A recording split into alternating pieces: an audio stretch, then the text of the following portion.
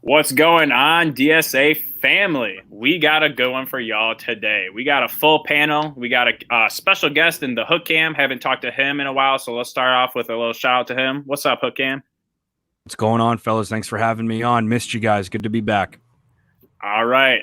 On to the right of Hook Cam, we got Mr. Smooth Voice, Jim Bordeaux with Lions on the Prowl. Hello, what's up, guys? What's up, Jim? And above Jim, we got Luke G, the man who sings some Shakespeare just straight up out that mouth. What's up, Luke G? Hey, man, listen, salute to everybody in the building with us. Make sure you go tell a friend to tell a friend. We are live. We up and running. And here, you're going to get your football Detroit Lion fix. So let's get it. All right. Next to Luke G, we got the heart of the city, the one, the only, J-Mo. What's up, fam? What's good? What's good to all my Lions fans? How y'all doing, man?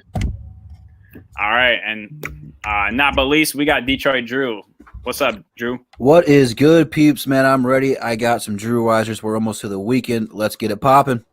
All right. So, as y'all see at the bottom of the screen, we got our first question, the title of our video. And the question is, are the Detroit Lions in the hunt to draft Trevor Lawrence? JMO, I'm going to throw that one to you to start off.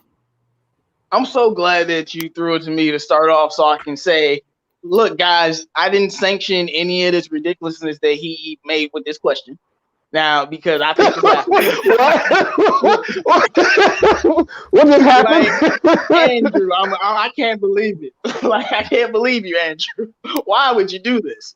Now, because we shouldn't even be talking about this, but it's fun to talk about because Trevor is that good that it makes you want to talk about it. But are we in the hunt to draft Trevor Lawrence? I would say no, we are not, mainly because I don't think we'll be the top two worst teams next year. No matter what Lions fans think is going to happen next year, I don't think the Lions are going to be the top two worst teams. And if you're not the top two worst teams, there's no way you're getting Trevor Lawrence. It's done. So whoever the top two teams, unless those teams have quarterbacks already, then it gets interesting. But still, I don't see us being a top 5 team or even a top 8 team. I see us at worst being, in the middle somewhere. But so I don't think the Lions would be bad enough to even have a chance to get this guy. I don't see that happening. And I mean, it better not happen because that would mean we go like 1-15, which would be terrible to watch. And Matt Patricia would be fired midseason. I actually think if Patricia was fired midseason, we'll start to win games just because that's what the Lions do. But I didn't condone this ridiculousness with this question, but there's no way we are in the hunt for Trevor Lawrence. No way. All right. I can respect that. And I just want to throw this out there. This was 100% Real's question. All right. Okay. I'm going to let him take the blame on that. It was real because you tried this last time. My fault for giving you all the heat, man. Hey, I'm going to talk to Real later. I got to support my brother, one half of the dynamic duo. So I'm going to throw this to Drew. First off, why don't you give the folks a shout out? Well, shout out to everybody in the chat, man. Make sure you guys go check out the Hook Cam. Hook Cam, you just hit 4,000 subs, right? Hey, salute to him. Congratulations. 4K. Congratulations. You know what? I'm not getting there without the love from my Detroit guys, man. It's so much fun being on this podcast with you guys. So thank you for that, Go. I appreciate it. Hey, listen. I am not only the king of Drew Wisers, I'm the king of plug, so I got you. There you go. Love it. But shout out to everybody in the chat, man. I see Detroit's own Big Will. JMO's in the building. Writer's Wrong. Chris. I see Chris in the building. Not going to try to butcher your last name, man. I apologize. I see DeAnthony. I see Jordan. Nomis J TV. Nomis changed his name. I like the new name. I see John. And that's everybody. Make sure you guys come in and like that video. Share that video and spread the love all across your social media platforms. But on to Trevor Lawrence, man. It's kind of crazy we're talking about this already. It's putting us in the mindset to tank. And to be honest with you, I don't think the Lions are going to do much this year. But like JMO said, they're not going to be that bad unless something drastically bad goes wrong. And knock on wood, it's going to take Stafford getting hurt again to be that bad because, say what you will, this team is at bare minimum going to win 5 to 6 games. That's going to be like their low worst case scenario. They're too talented to be that bad. However, I have learned not to second guess this. I kind of hope if we are going to be bad, that we will be that bad.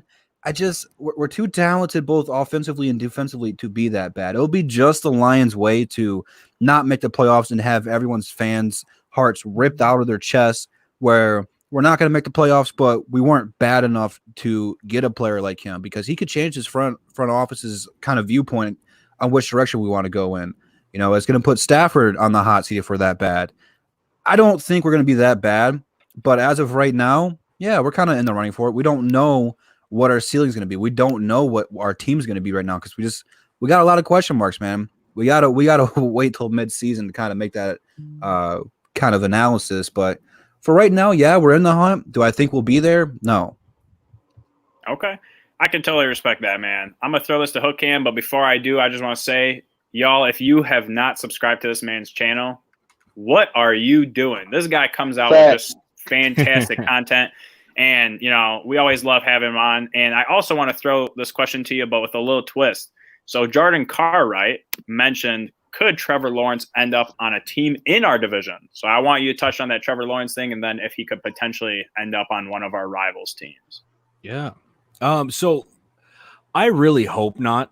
I really hope that the Lions are not in the hunt for Trevor Lawrence. I just, as somebody said, like, if that's happening, Stafford exploded. I completely agree. And it's like the Lions, to me, didn't lose games because it was an entirely just cluster from the coaching staff. To me, it was a lot of injuries and just can't be healthy throughout the season. So I think if you got a healthy team and you look at the improvements they made over the offseason, there's not, I just don't see a situation where they're a 1 or 2 pick, which is where he's going to go.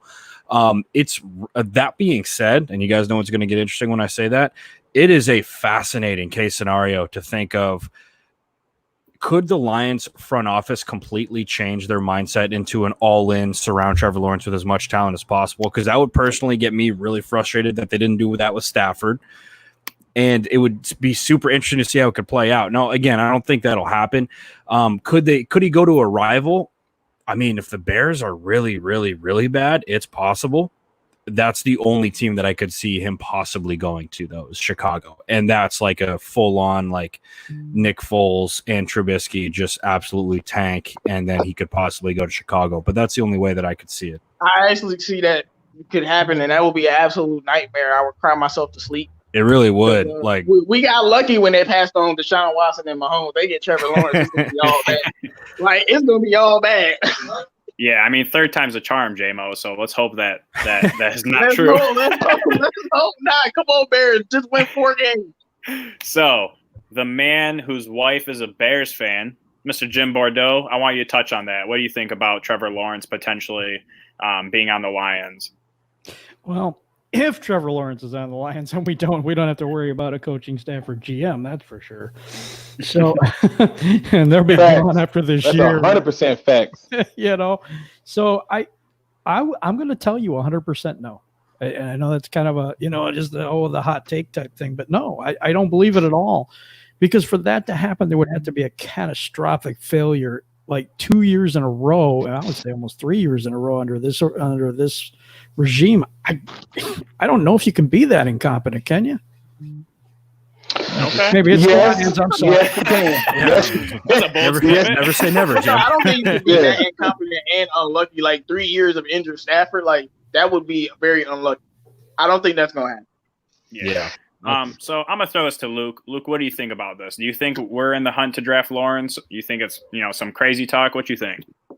No, I think we are. And I know people gonna go again. They go Luke with crazy stuff. No, I think we are. You gotta keep in mind that everything is a possibility.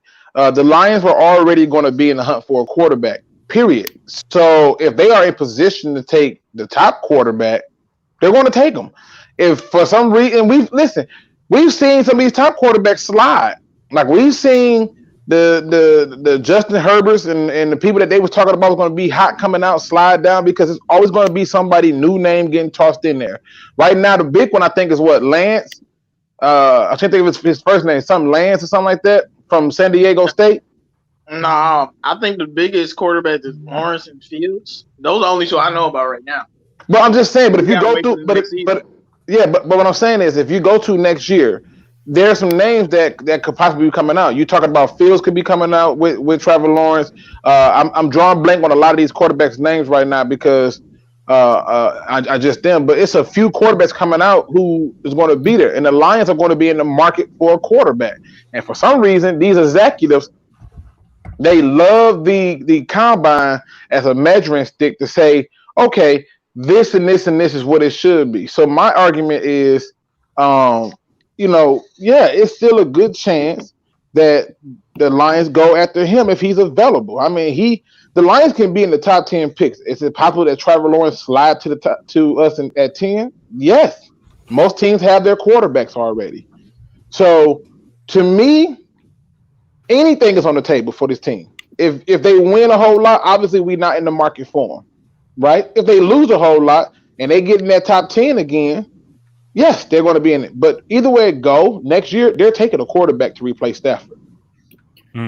Interesting. So I'm the last one to touch on this. And at first I literally was just like, man, I swear to God, if we get Trevor Lawrence, I don't know if I'm happy or if I'm sad because it means we got a fantastic quarterback, but that means we had one hell of a year. You know what I'm saying? And I don't necessarily think we're in the hunt for Lawrence, but is it possible to land him? Yes. If Stafford has any injury whatsoever, I can definitely see us going for a quarterback and trying to replace him. But with the coaching, all of them on the hot seat, Bob Quinn, Matt Patricia, I don't see us literally being a top 2 pick, which is most likely what it's going to take to get Lawrence. They're on the hot seat. This is potentially their last year if they don't do well. I don't think we have a bad enough season to get that high of a draft pick. But can I interject and ask you a question to you though, Andrew? Yeah. Sure. Is it okay? Do we really got to be a top 10 pick though? Like I know right now the consensus is that Trevor Lawrence is the top quarterback, but somebody's going to fall in love with Justin Fields. Somebody's going to fall in love with Jamie Newman from Georgia. Somebody's going to fall in love with KJ Costello from Mississippi State. So if you get all these quarterbacks coming out next year, do we really got to be number 2 to get that player? Because if Trevor Lawrence is healthy, there's no way. Trevor Lawrence went 2 years without losing a football game. Well, actually, he went his whole career without losing a football game until the national championship. So this is a guy that's just too proven. He already has a ring, and he beat Tua in Alabama to get it. They've been talking about him for 2 years, just like Tua. Only reason that Tua wasn't the number 1 pick is because he was hurt. So unless Lawrence is not hurt, I think he's the consensus number 1 pick. Like I don't think it's any quarterback that's gonna push him out of being the number 1 pick. I hear that part of it, right? But this is what I want Andrew to answer. I want Manning, John Elway type. Like there's no quarterback that's gonna push them from being they're going number 1. Right. Luke, I got you in this question.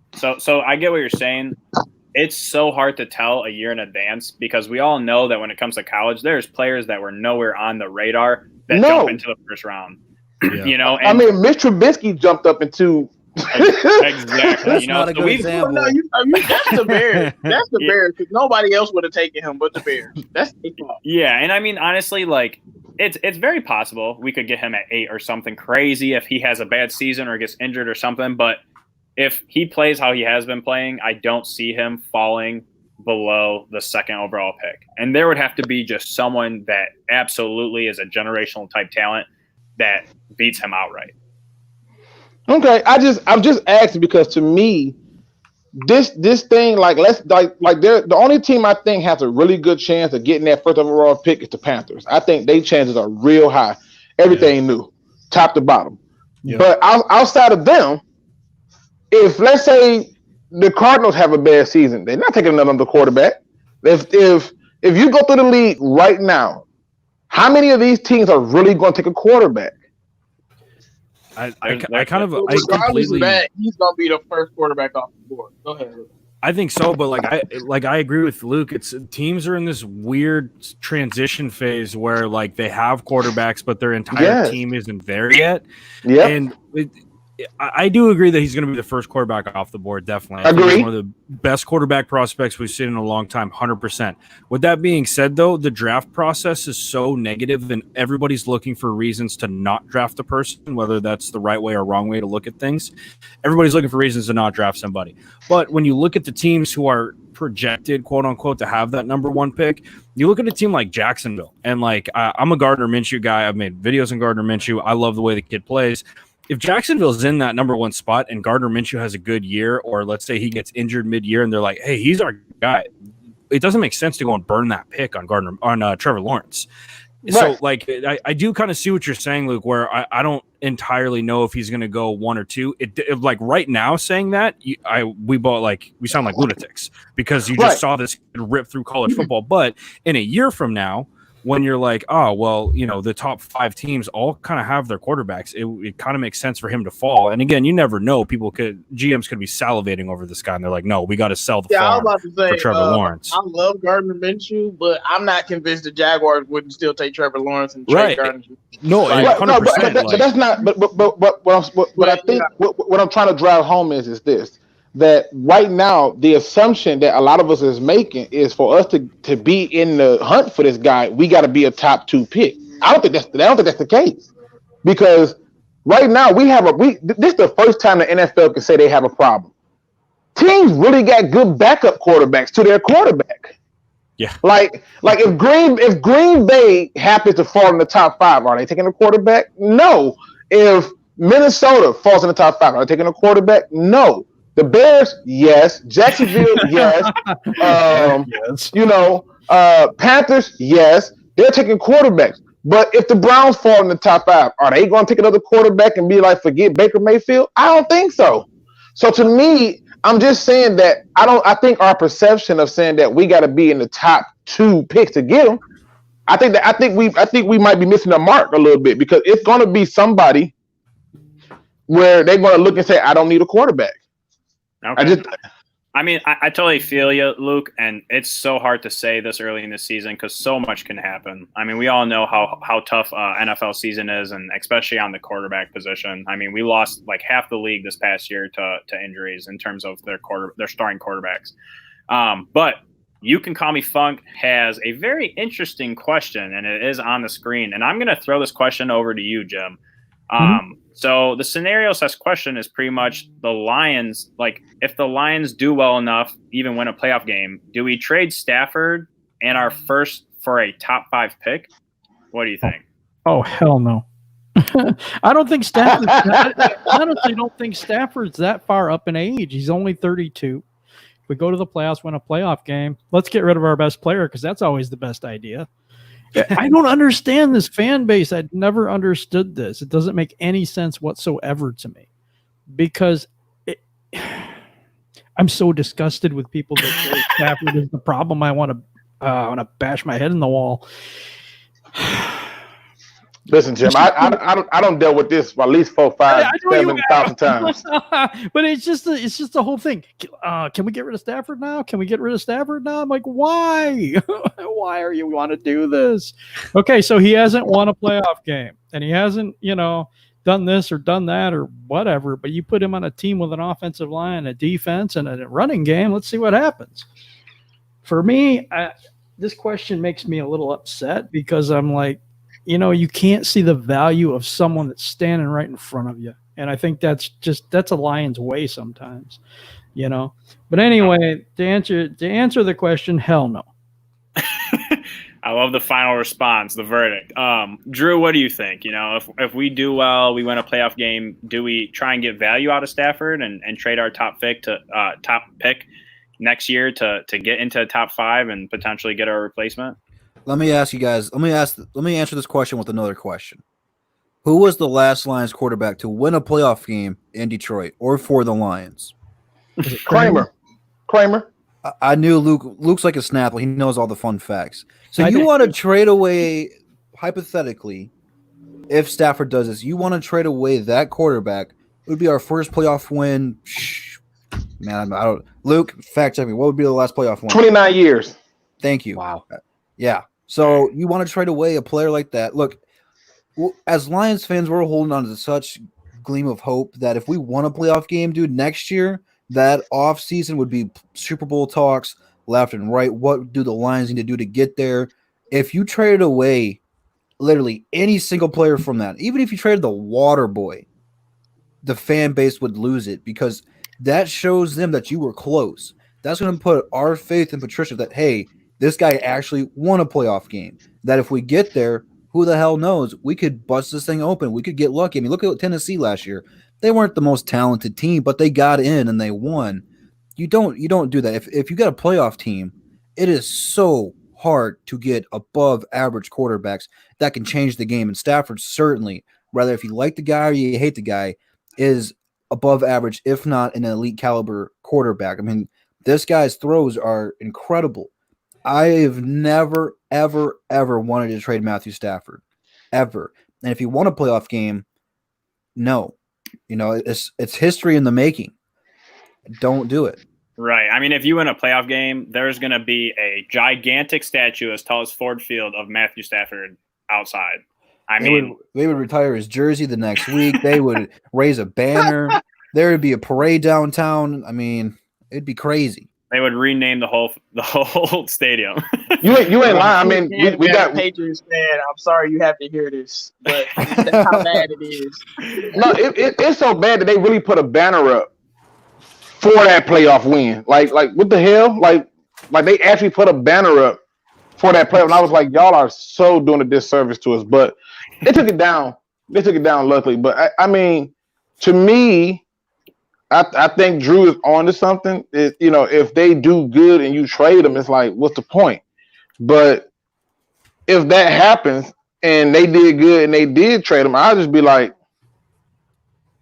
okay, the head coach is going to be the one to get an answer for this. So let's hope he knows what he's doing. Because I'm with you, man. We had 16 different coaches, 16 different quarterbacks start for this team since that 1991 time until present. And only one of them has knocked all of them out the water. That's Stafford. So just putting that food for thought out there, people.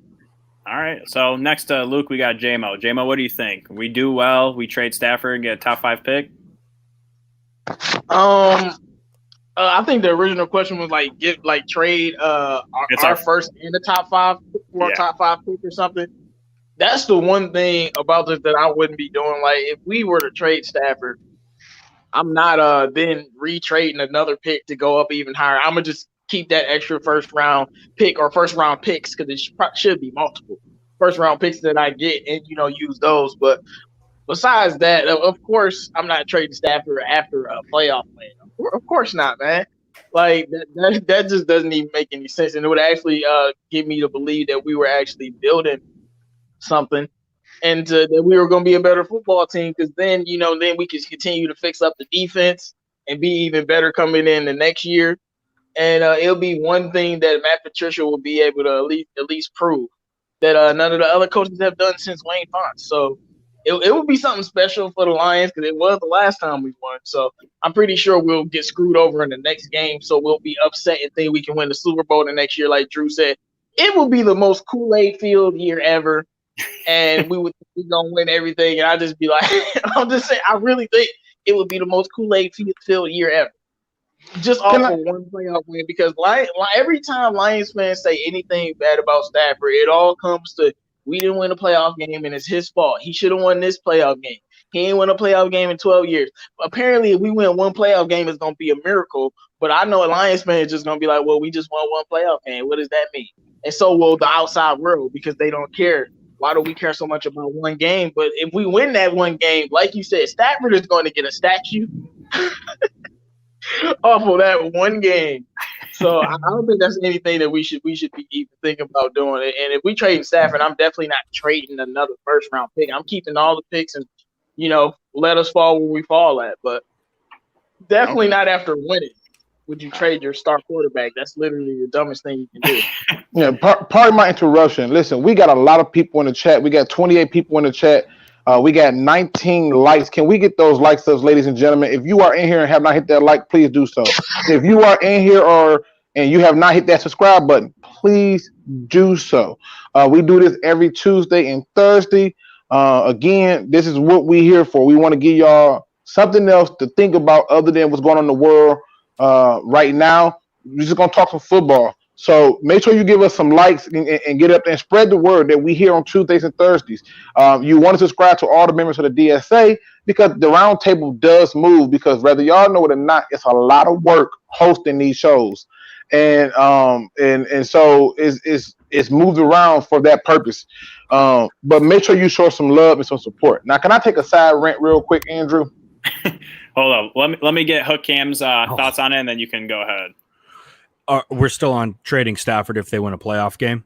So let's say we win a playoff game, and you have the potential to get into the top 5, and you also have to give Stafford and our first round pick. What do you do? Sorry about my connection there, fellas. Just for everybody who's wondering. No, you can't. I mean, the whole thing with if Detroit puts the building blocks together this year and they get to the playoffs and they win a playoff game, that's so much of a confidence boost into that organization, into that franchise. Hey, it's time to build. What were we lacking? Why couldn't we make it past where we were? We took major strides this year. Now let's build around it. If they do get to the playoffs, I can guarantee you Stafford was not the problems that they lost. You know what I mean? Like if Stafford's the reason you lost, then all right, it makes sense. But there's just no way that he's going to be that guy. So I would say no to that. I don't mean to beat up on whoever had that question. It's a good conversation piece. Right. So it was you can call me Funk. He was just kind of messing with it a little bit, giving us something to talk about. And I'm just gonna give my piece real quick, and then Luke, you can go ahead. I totally agree with JMO. Why would you trade away your quarterback and your first round pick after finally being successful after all these years? You finally got it right. You did something well, and then you go ahead and just get rid of it. I would be so devastated that I don't even know if I could watch the Lions because that would just be such a bad move in so many ways. It would hurt the fans. It would hurt the team. It just overall would be heartbreaking. Luke, what were you going to say, though? You said you had a little bit of a rant. I got a little bit of a not even a rant, but it just like the idea that some people would agree with, even if we win a playoff game, still trade Stafford and all. And I just think to myself, why is it that when you look at all the teams who suffer, like the Dallas Cowboys went through an era where they were horrible, could not get it right. They brought Bill Parcells in to rebuild everything back up. And then what they do, they went back to what got them winning the first time, which was build an offensive line, run the ball, let the quarterback manage the game, right? The Green Bay Packers had a stint where they just couldn't figure things out. So what they do, they got back to what got them to a championship. When is the Lions going to get back to their damn roots? Like, when are we going to get back to having a threat in the run game, letting the quarterback manage the game and work the hell out of the system before we get the big picture? When are we going to get to that? And to me, that's what is missing. I'm looking at some of the comments. James Zakai, he said, this team don't get to the NFC title game, tear it all down. From the GM on down, definitely get you a quarterback. And to me, that's what we gotta be realistic with. If you look at this team and you want this team built right, then go back to your history on when you got to the NFC Championship game. Go back to that history and just make sure that you get the right pieces in place. Because right now we keep lacking that one simple ability to do just that. But a lot of fans will be like, hell yeah, get Stafford up out of here because he the problem. And it's sad. Yeah, I mean, Broken Lions says it best. I don't want just a playoff game. I want a Super Bowl. I'm gonna say something real quick. I think Lions fans, our sights are so low. You know, we always are kind of like, let's just win the division, or let's beat Green Bay, or let's try and win a playoff game. But the sight should always be that ring. You know, you want the Lombardi Trophy, and if you don't want it, then you're not competing at that level. You know, so I think we all, as just Lions fans in general, we all need to think that we want a Super Bowl. We don't want just a playoff game or a playoff appearance or something. We want to win multiple games. We want to be competitive, and we want to be a dominant force. So this brings us to our next question, though. Okay, so with everything going on in the world, we know it's crazy right now. You know, people aren't really allowed to be close to each other, and so the NFL has decided that they're going to shorten the preseason to just 2 games. So how do you think that impacts us and just getting prepared for the season, especially because they've canceled so many meetings and, people aren't allowed to get together for those workouts and stuff? J-Mo, I'm going to start that off with you. What do you think about that? I think that I mean, it hurts. It's like, no, it helps us because we always getting injured in the preseason. Like, I've never seen a preseason where one of our players don't get hurt.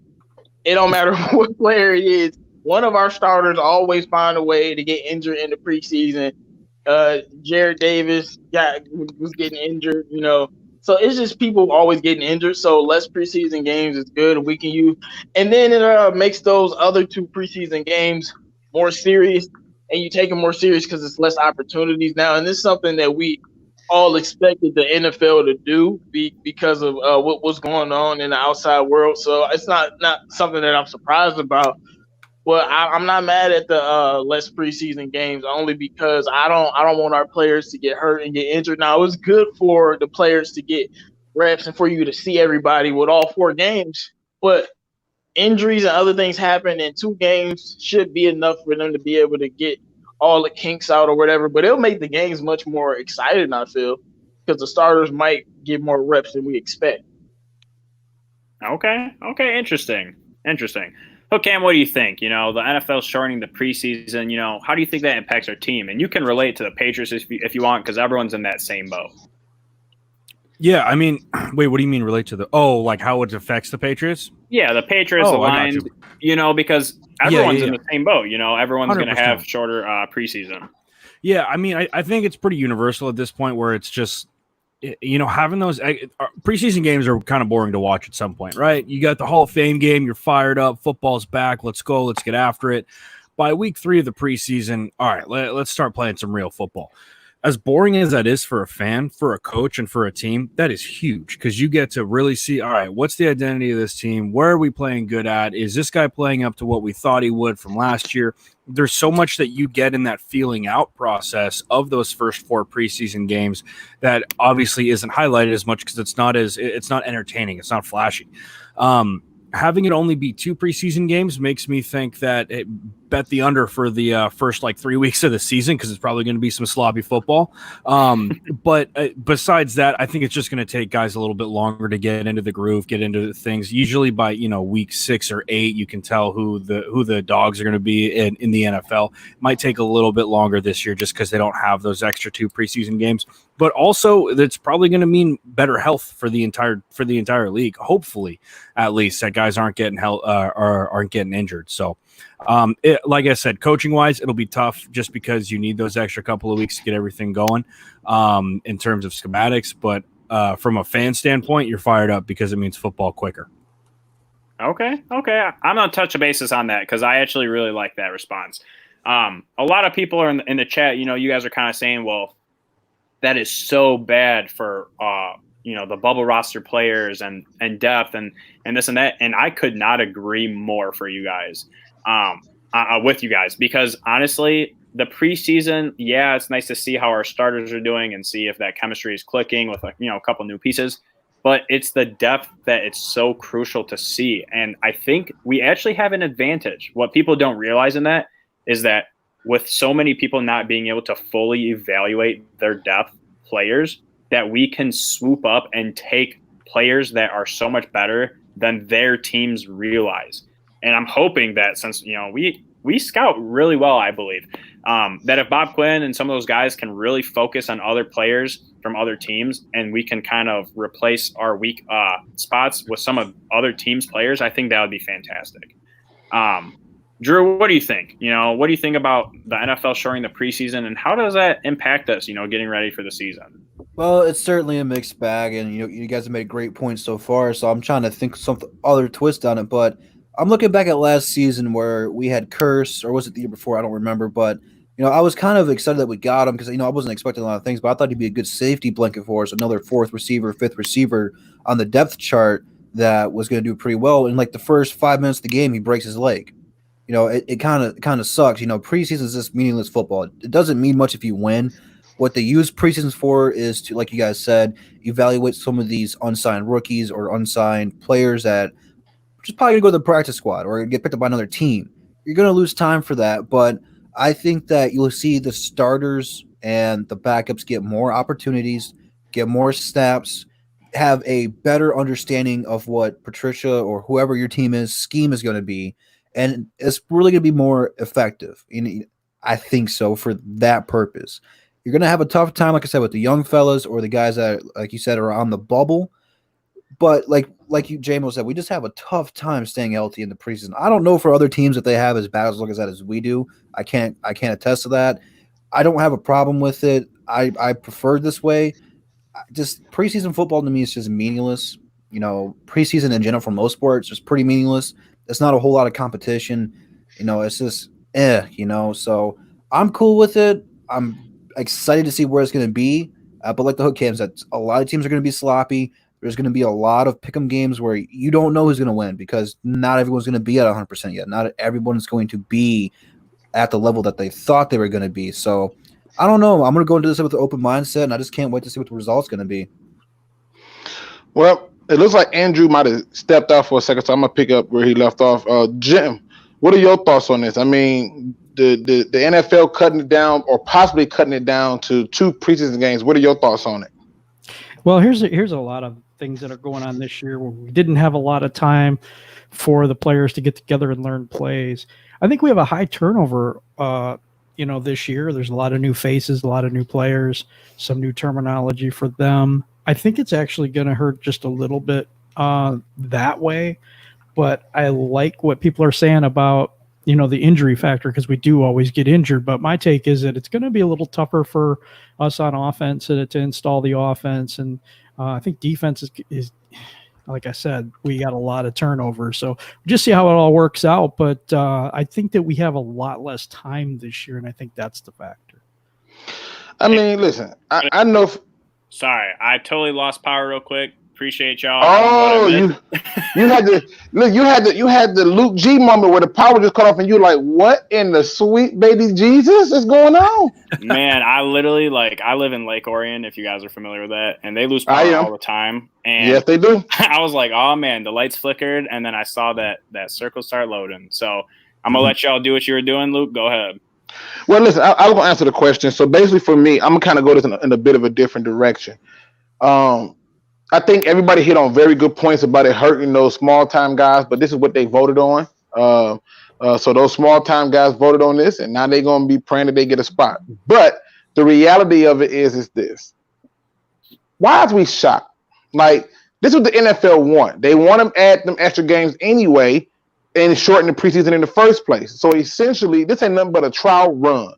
Do not be fooled by this, people. This ain't something that they're doing because of COVID. This is something they're doing because this is their trial run. COVID just gives them a cloak to hide under while doing this. They've been wanting to do this. This is why they got it in the contract that not this year, but the next year, we can add games and we'll take them off for the preseason.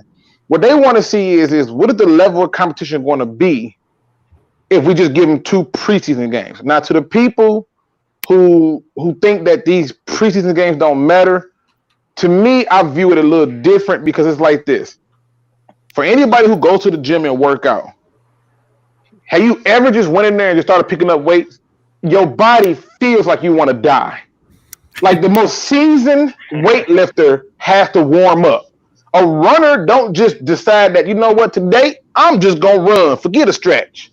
You got to do something to get your body prepared. In the preseason, prepares them for the regular season. But this is nothing more than a clever political move to do what they want in the first place. And if they have success this season, which they will because we've been cooped up in the house with no sports as it is, they're going to be like, look, see, we can make this switch now in 2021, make 2 preseason games in an 18-game season. That's what this is all about. So we got to take that stuff into account. Do not be shocked or moved or swayed by this.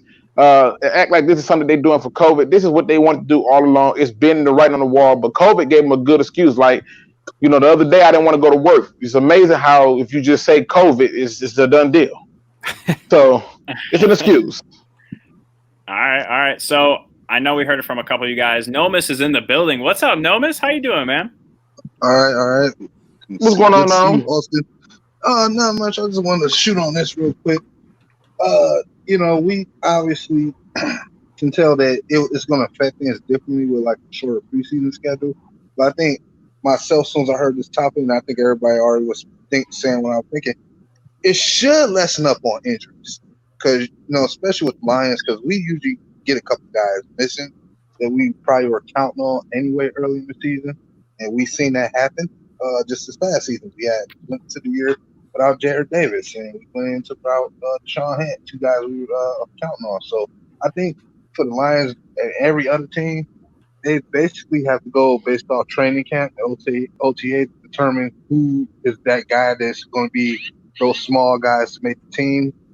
And I think hope that if everybody can stay healthy, because you're going to end up relying on your big man guys anyway on both sides of the ball. So I think that this guy should still work out in a lot of teams' favor, especially if it was a team that was just drafted in the top 10 anyway. So I mean, it's short and it's understandably. We'll see what happens with it. That's all I have to say about it.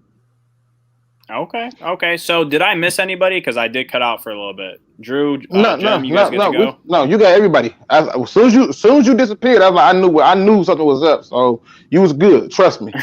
Yeah, I got you covered. Like I'm gonna leave that alone. But I got you covered. All right. Then we're gonna go to the next question. Then, all right. Nomis, you staying with us? Wait, my apologies. I got a public service announcement.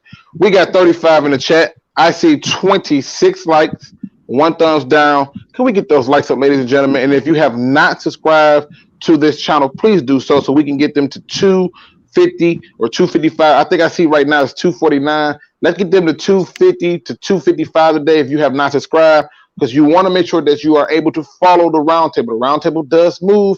It's a lot of work. Plus, we appreciate, y'all don't understand this, we appreciate what y'all do for us and coming here and being a part of us, because I just want to talk football. That's it.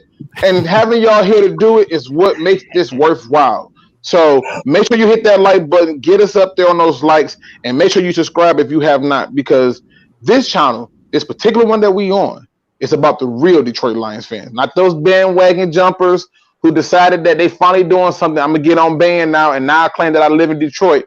But when the Lions suck, they swear they live in some other state, like Alaska.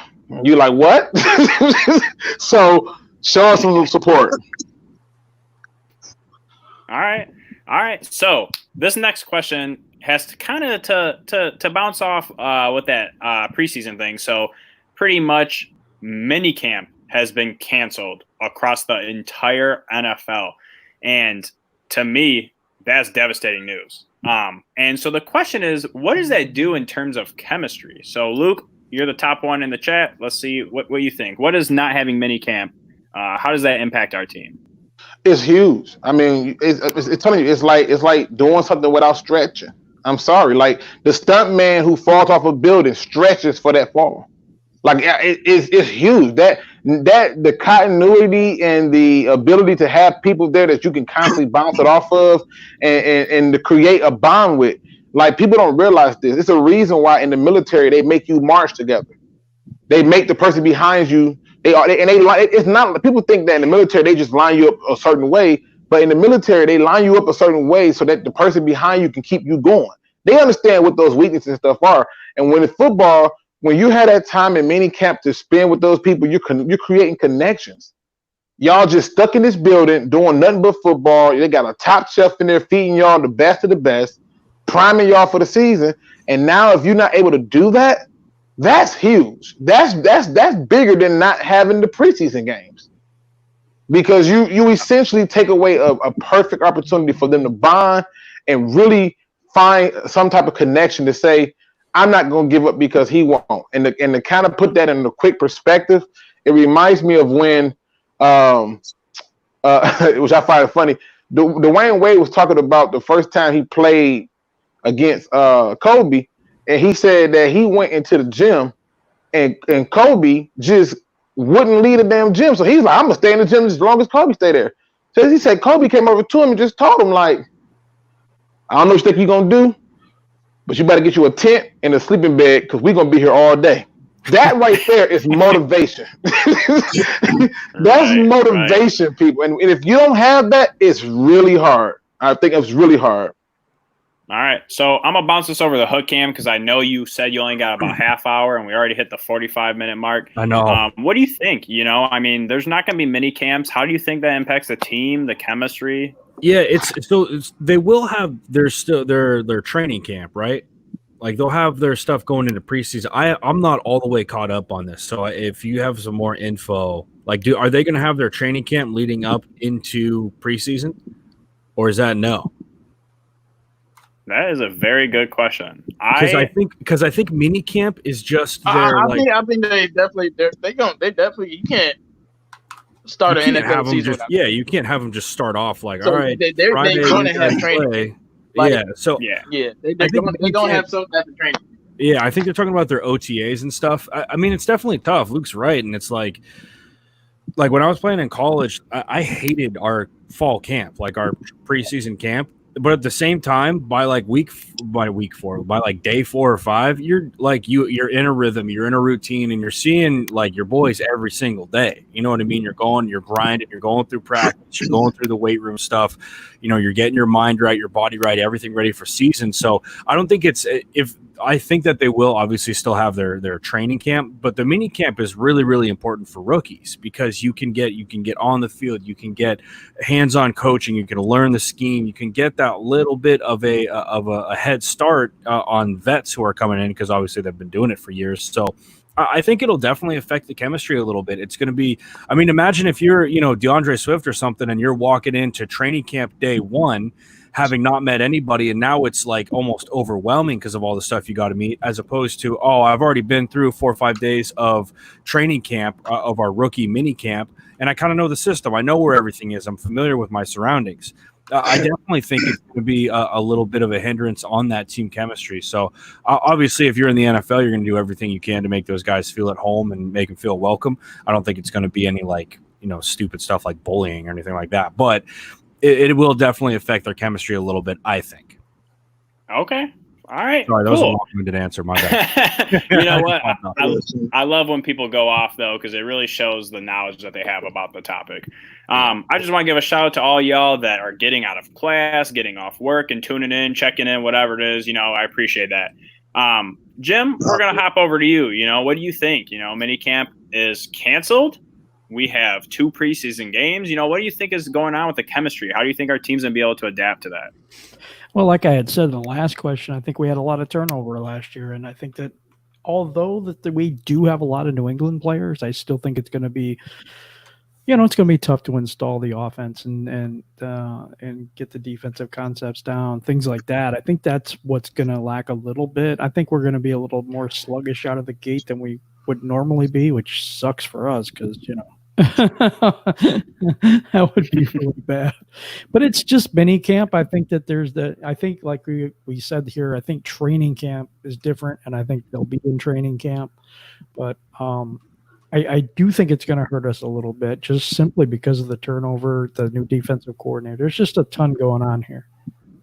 Right. And I actually want to touch bases on that. I'm going to give my point because if someone didn't say it, I was going to. We had so much turnover in terms of our defense and offensive line. Everyone's been preaching, if we can protect Stafford and keep him upright and just give him a clean pocket offense, we'll be unstoppable. And then our defense, we replaced like 8 starters, so it's not a good thing that we don't have that extra time to let them blend, mesh, understand each other and understand each other's game to know how to react in so many different instances, and along with that, you have rookies coming in that are expected to have very big years because our coaches are on the hot seat, so I'm a little worried in terms of them understanding each other's play early on, because that's what leads to miscommunications on the field.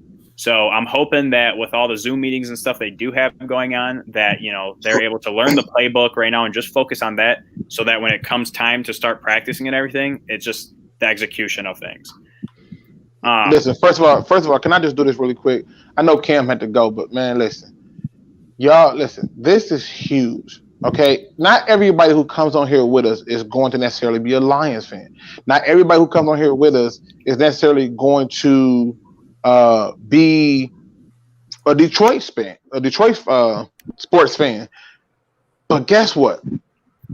You have to support positive people who are doing their thing and respect them when they doing their thing. And Cam doing his thing, y'all. If y'all ain't subscribed to him, I don't know what's wrong with y'all. Listen, y'all got to listen. I don't care what you don't want to know. You'll be surprised how much you will learn about your own team by looking at another team. And you know who's going to tell you that? Cam. Cam's going to tell you that. You know? Right. So Cam is a special guest. He's been on our channel a couple times. He's got to go. So Cam, what's your closing statements? Just some closing statements. First and foremost, thanks for having me on here, guys.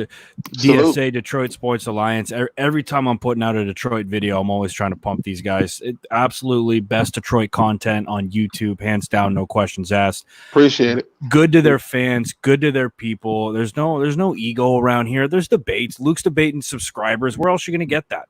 I mean, there's only one spot you're going to get an angry Luke G screaming at you. That's no, I'm just kidding, not angry. It's always peaceful. But hey, you know what? I love the fact that there's no ego here. There's no messing around. There's no drama. It's just, hey, we're here to talk football. We're here to escape for a little bit. Most welcoming community, best Detroit fans out there. Also, Detroit Drew. Your basketball stuff's next level, dude. I absolutely love popping in there and checking that out. So just wanted to say how we go, but boo, you make my head go bigger. But this is why we love him, folks. This is exactly why we love him. Love popping in here with you guys. Best Detroit content on YouTube, and I'm sure I'll be back soon, fellas.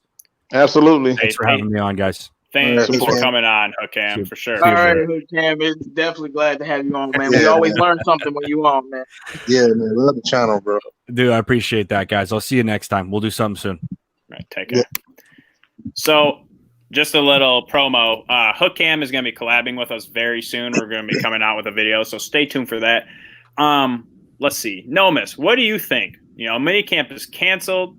We got rookies. We got free agents coming in. How do you think that's going to affect our chemistry? Well, I pretty much agree with everybody so far on this panel. However, first of all, I really do wish they could have at least given them a 3-day minicamp. I'm like, oh, y'all cannot squeeze 3 days in at least for the rookies to kind of like get the curve. I mean, I felt like that was too hasty of a decision. I understand things have been pushed back due to the whole scenario with the virus and all that stuff. But it's like, I still feel like even with right now, they could at least squeeze in 3 days for the rookies to kind of get, some kind of knowing of one another in the playbook. And the other thing is, you have to give kudos to our quarterback because he's taken it upon himself this whole offseason since those guys have been drafted to kind of connect with those guys to, you're seeing him working out with guys like Cephas and the rookie running back, I believe, and even though Isaac Nautis last year, but still he's been working with the really young players this offseason along with Swift. And that to me speaks volumes because even during this time, he's getting these guys together, trying to do what he can to help get these guys together. It may not be perfect and it may not, it may be a consolation prize due to the situation, but it does suck. It does hurt, but I do feel like the NFL kind of was hasty on that. I feel like they could have given maybe 3 to 5 days just to have a quick rookie minicamp, maybe shorten the time zone, they'd be around each other or something where these guys shouldn't have to miss out on that. My bad. I just saw that thing say should tight ends ever be drafted in the top 10? Okay. I just saw that and I was like, really? Of all the days. Are you talking about in your recommended videos? Yes, it just popped up again. I started laughing. That's all I could do was laugh. Like, okay, right. Yeah, I'm like the universe trying to play with me. Go ahead, I'm sorry. So, did I miss anybody on this question? I was still. Yeah, man, I didn't get my piece. Hold up. Go ahead, Nomis. Finish your thought. No, what I was saying was, I hope I didn't lost my train of thought. But no, what I was saying, okay, yes, Stafford's been doing he could for the team. And the thing is, I'm more concerned with, well, what I was going to say is this. I do feel like this goes back to the statement I made in the past, that I wasn't trying to put the pressure on this draft class in the first place when these guys got here, because I feel like these last class has to do some things to step up and take their responsibility on the team and mesh anyway, that we shouldn't have been putting this much pressure on those guys to be like the part of the team that gets us over. I feel like we should be doing what we can anyway, even without these guys. Hawkinson, like I said, the past have to make a big jump. Giants and all of the other young guys have to make a jump anyway. So I'm hoping I'm right to a certain extent, and I hope that it doesn't affect too badly. But yeah, that's my man. All right. So before we continue, Harry Xanders, prayers up to your uncle, man. We are in some tough times right now. A lot of us are losing family members, friends. I also have my mom is in the hospital right now. It's a very bad, rough time. So you're constantly in the chat. You're part of the DSA community, and I just want to say, love you, man. I hope your uncle does well, and wishing him nothing but the best. Absolutely. Prayers up. And again, people, you can always reach me on Discord. Sometimes if I don't respond on Discord, like if you send me a DM or you do like everyone, give me a little bit of time because I am extremely busy. I promise you, having a infant and a toddler on top of working from home has been a different transition. And so, but if you just, want to chat up and have somebody talk to you and pray with you, please do so. Hit me up and just give me a little bit of time to respond, and I will respond. But prayers are always up, man. If you're going through something, or maybe in the case of Cam, who is just got a nice little gig, congratulations. But want to make sure that y'all, it's not just us being here. Y'all support to us also extends to us supporting you. Right, and we got another user in the chat that's commenting with the username of DSA is the best. I appreciate your enthusiasm of the DSA, but as far as like swearing and going off on people, man, that's not what the DSA is about. We want nothing but the best. That's why we don't talk politics. We try not to, say anything too negative. We just try and keep it light and keep it just about football, So, just appreciate it if you be respectful in the chat, and respect everyone else. A lot of people are going through a lot of stuff. J-Mo, you haven't said your thoughts on this. What do you think about minicamp, not being able to go to minicamp, and how you think it's going to impact our team's chemistry? Since the Lions are supposed to have this big year, it really puts a damper on the season. All of the free agents and guys we got in the draft, it puts a damper. But to me, my biggest takeaway is y'all, I think we are going to have to lower the expectations of the impact of the rookies.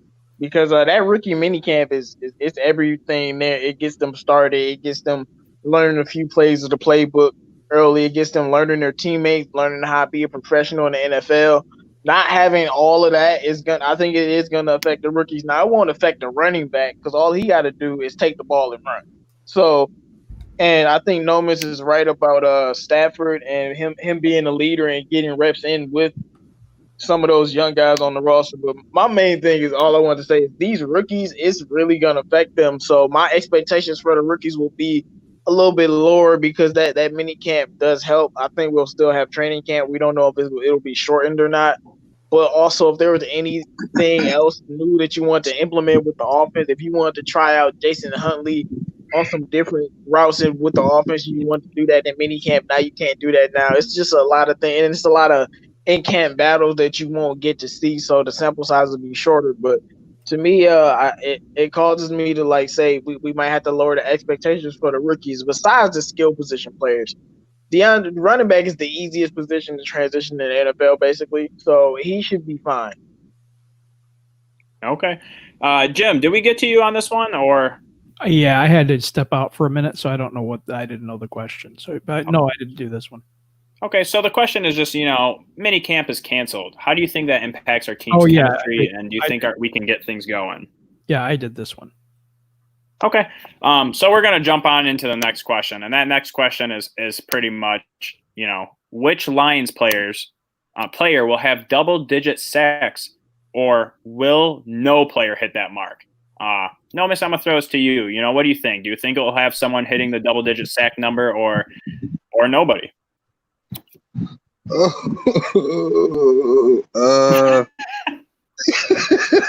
I'm willing to say I hate doing this.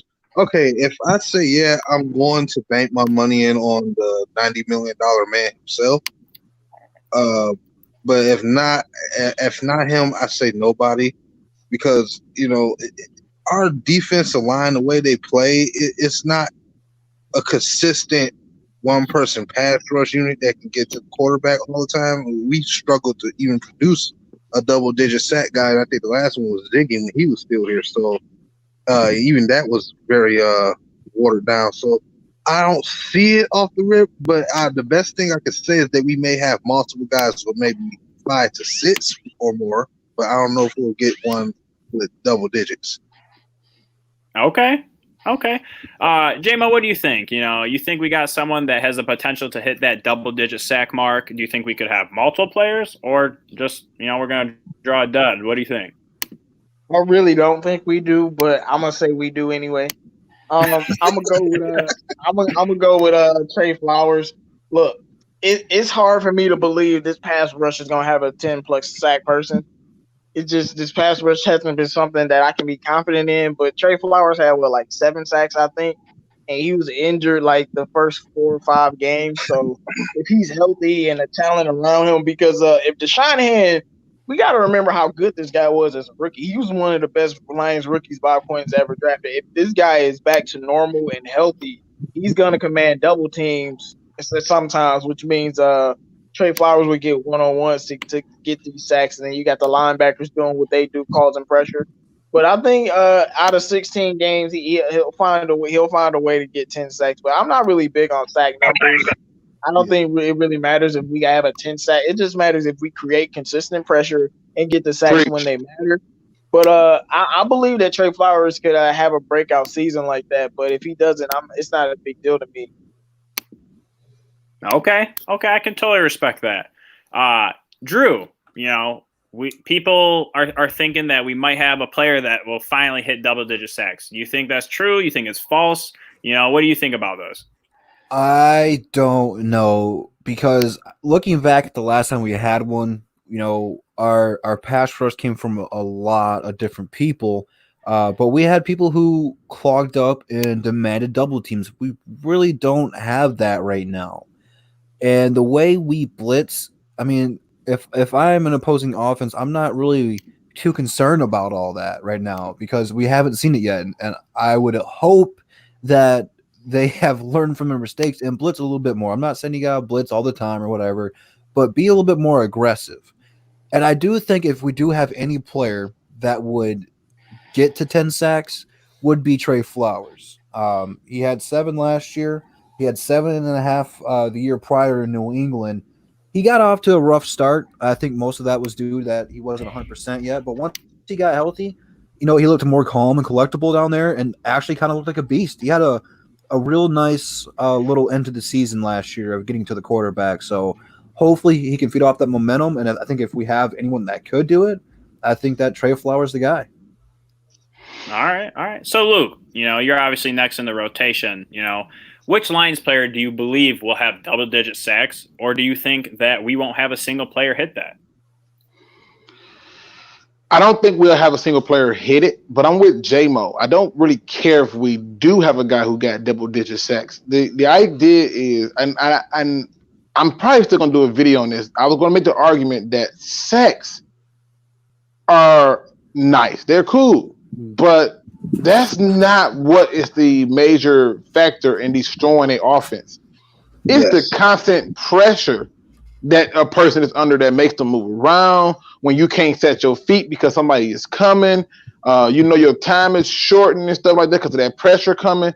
I just don't know if worrying about them having double-digit sacks matters for me as much as, are we going to generate pressure? Because let's say, for example, we've had teams where we had players with double-digit sacks, but we still were not generating enough pressure to be of importance. And so to me, if we do get somebody with double-digit sacks, cool. I hope that his QB pressure is like 30-40, even if he got 10 sacks. I need like, it's funny to me when you look. I think it was like Ndamukong Suh was the last D tackle we had who had like 58 quarterback pressures. And since then, as a team, the team has only had like 38.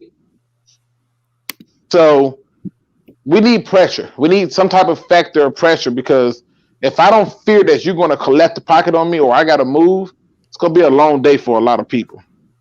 Okay. So the man whose voice can make the Joker smile wider. Jim, what do you think? You think we'll have double-digit sack player, or do you think no one's going to hit that mark? I don't know. The only guy I think that could do it is Trey Flowers, and I don't know if he will. And like a lot of people have said this on the panel, it's a group effort. It's a group effort, and they send a lot of different people. If they're going to blitz, they can blitz safety, they can blitz linebacker. So Jamie Collins has a chance at getting some sacks. Of course, Julian Aquara will have some, but I think it's a group effort. If one guy's getting all the sacks, in some ways that might not be the best thing. It's just the way I see it. Just because of the way the defense is formed, the way the scheme is, I think that we're going to have pressure from a lot of different areas if we get to be able to blitz. Okay. It's just linebackers doing their job, basically. It's telling me whether they're going to be able to blitz or they're going to have to cover. Right. And how I look at it as we're a team that we're going to blitz 4 people. You know, like Luke said, like a couple of you said, we don't blitz often. So what that tells me is if we were to have someone hit that double-digit sacks, it has to be one on our starting defensive line. And Flowers was top 5 in pass rush pressure. So he's getting so much attention that I believe that's going to open it up for one of our inside guys. And Danny Shellen, I've been giving this guy mad props. You know, he can rush the passer, but they're going to use him in a way that they use snacks. They're going to really make sure that he just make sure that people are not running up the middle on us. So who does that leave us? And that leaves us Deshaun Ham. The dude came out of nowhere when we had an obliterated D line. Did not have help really besides Ashawn Robinson, and Ashawn is already gone. You know, he didn't make it because he wasn't showing us anything that special. So when I'm looking at our team, if someone were to get double-digit sacks, the obvious answer is Trey Flowers, but I think he's going to get so much attention that, yes, he'll continue getting pressures, but our inside guys are going to have the advantage. And I think if Deshaun Hand can stay healthy the entire season and have all those other guys help him out and just be able to go one-on-one with an offensive lineman, I think he can for sure hit that double-digit sack number. So you really think Deshaun Hand can get 10 sacks? Yeah, no, 100%. If you watched him his rookie year, he had the highest graded rookie defensive lineman grade since Aaron Donald, and he had nobody around. I know about that, but I mean, Aaron Donald. Well, he did get a lot of sacks. We can't compare him to him. I'm just saying that'd be impressive. Like you can't compare him to Aaron Donald. Yeah, I mean, I don't think he'll be an Aaron Donald. Yeah, I don't think he'll be an Aaron Donald by any means, but the talent. Yeah, I know. He's definitely the greatest defensive tackle probably ever. But it's the fact that there's going to be other people drawing so much greatest attention. Ever? Hey, I will debate that a different time, Luke. Okay, I'm like, you said the greatest ever? Don't get him started. Yeah, my bad. I personally, Aaron Donald consistently. I personally hope we sack the running back more so than the quarterback. That's what we need to say. I mean, he said the greatest ever. It had my spirits hurting. Like, what? What you say? Look, hey, when it's all said and done, baby. But anyways, I just think he's going to get little attention from, he's not going to get double teamed like he did his rookie season. He's just going to be able to go out and do his thing, and it just gives him the opportunity to get more pressure than he had his rookie season. But yeah, Luke, I'll stand by that comment, obviously, for sure. Aaron Donald is probably the most disruptive defensive tackle I've ever seen. I'm sure there's others, but I mean, you get 20 plus sacks as a defensive tackle. That's impressive. Dominican Sue. Nope. Man, we're not gonna do this conversation right now, Andrew. I see what you're doing, but I will not let Aaron Donald be disrespected. So let's just move on. J.J. Watt doesn't have anything on him. Von Miller doesn't have anything on him. Aaron Donald is his own breed, man. I'm sorry. I mean, the guy I've never seen anyone be more disruptive than Aaron Donald. Aaron Donald out here being guarded by 4 offensive linemen by himself. Literally. Right. Anyways, we're going to go on to the next question. So everyone's been saying, Stafford is a beast. Stafford is so good. We have an amazing wide receiver group. We have a top 10 tight end. We finally got DeAndre Swift. We have Kerryon Johnson. So the question is, where do you rank Stafford's supporting cast compared to NFL teams? And Jim, I'm going to throw this to you. So where do you think our supporting cast is compared to other teams? Supporting cast as in what? So his wide receivers, running backs, tight end, all the players he'd be giving the ball to. Well, can I ask this? Should we put it in tiers or because that would be easier to understand? Because like ranking it, it's like 31 other teams. Yeah, if we're in tiers or not. Just kidding. Yeah, you can do it however you want. If you want to say a specific number, that's fine. If you want to go by tiers, more power to you. Whatever you want. So I'm trying to understand the question here. Are we ranking them? I'm serious. I don't know. So pretty much, do you think we have the number one supporting cast in terms of we have the best skilled players? Okay. Yeah, in terms of the league, yeah. I don't know. I'm be honest with you. I have no idea. I don't know what everyone else has. And Arizona's got some good pieces. I know Tampa Bay's got some good pieces. So I don't think we're best in the league. Could we be best in the division? Yeah, it's possible. And you're talking about wide receiver, tight end, running back. All that stuff has to come together, though, and it's hard to judge anything on paper before you've actually seen it happen. So, I mean, that's what I think anyway. Okay. Luke, what do you think? People have been hyping up all these players and Kenny Galladay. You got to get a contract, right, JMO? So what do you think, man? Where do you rank Stafford's supporting cast compared to other NFL teams? Let me see. So if I go through piece by piece, receiving core, he's falling down there. Running back falling down there. O-line, middle of the pack. I could probably think of at least 19, maybe 15 to 19 people, or teams, I should say, that have a better supporting cast than Stafford right now. Like once you get past Kenny Galladay, you got Marvin Jones, yes, you got Danny Amendola. It's like okay, but then listen, y'all know me. I don't have a problem with Danny Amendola, except I'm just trying to figure out how do you get $6 million. But that's another story. I'm just saying. Like, look, man, like you always heard of Danny Amendola, but if he had Stafford for a full year, he probably would have had like 800 something yards. I'm just saying. But he had 6 before he got hurt. Yeah, I'm just saying. But that's 600. But that's another story. I'm just saying when you go through and you break it down piece by piece on his supporting cast, we don't know if he's going to have a run game. So I got to go by what I know. I don't know if he's going to have a run game. Yeah, I know we drafted a running back too, but are we going to commit to running the ball? I thought they were going to do that last year. They didn't. We don't know if they're going to utilize the tight ends, even though I think the tight ends are good. We don't know how this offensive line going to hold up. So to me, before I start put them ahead of people, I got to look at what I know. And what I know is this.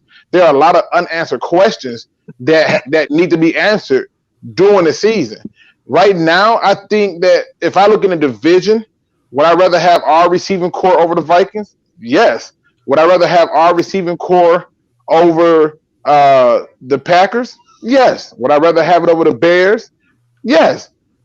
Now, when it comes to running back, would I rather have our running back core over the people in our division? Probably at best the Bears, but I like Montgomery. So it's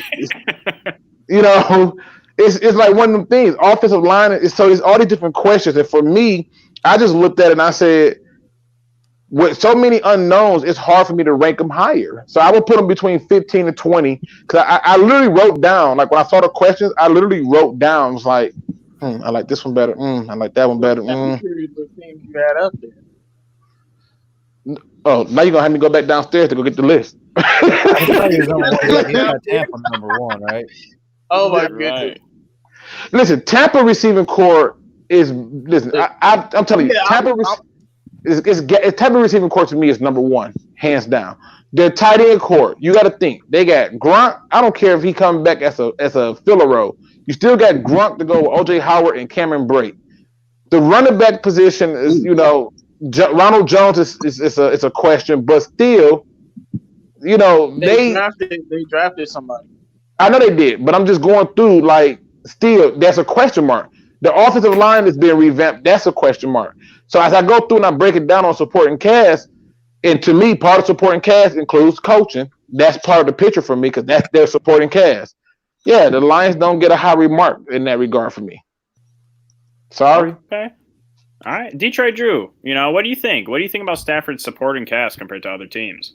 Potential is the key word here. Looking back at last season when Stafford was half healthy, at least, I don't know how healthy he was beginning of the season because, anytime you come off a back injury to start a season, but he was playing at an MVP caliber level and had this offense as a top 10 offense. So rather if you want to say it's as good as the rest of the leagues, Stafford has been here with Kenny Galladay and Marvin Jones for multiple seasons. And when TJ was healthy, Stafford liked throwing him the ball. We have to get our other tight ends more involved to kind of just not be so predictable. But it's really going to boil down to this run game because our receivers are really good, really athletic, really good at going up there and getting the 50-50 balls. So it's going to boil down to the run game. Right now, I have them as a top 15 offense that can easily be a top 10 offense. I think year 2 under Bevel, you're going to see a lot more commitment to the run game. And when you have a two-man punch between Swift and Carrion, I'm very excited to see how that's going to pan out. If those guys get 1,500 yards just a piece, together, I should say, not a piece. Let me correct that because that sounded wrong. I was like, what? I meant together, combined. Then this would be a top 10 offense, and then you have a lot more to build off from. So for right now, I have them at about top 15-ish. Okay. So I gotta give Rachel a shout out. The Queen of the Den is in the chat. Oh, What's up? royalty in the building. Oh my apologies, your liege. I didn't mean to be so disrespectful. Welcome, Queen. Right. You hearing this man's disrespect to our team right now, Rachel? Wow. So Dylan Dynamite says, "Damn, Luke, where's the positivity?" And I'm gonna tell you where the positivity is. Right. It is in our skill players. Right. So it's in our skill players. As in terms of our supporting cast, Stafford does have a top 10 wide receiver core. Stafford has a very young, talented tight end, which showed some flash. He was a high draft pick. Everyone's very positive on him.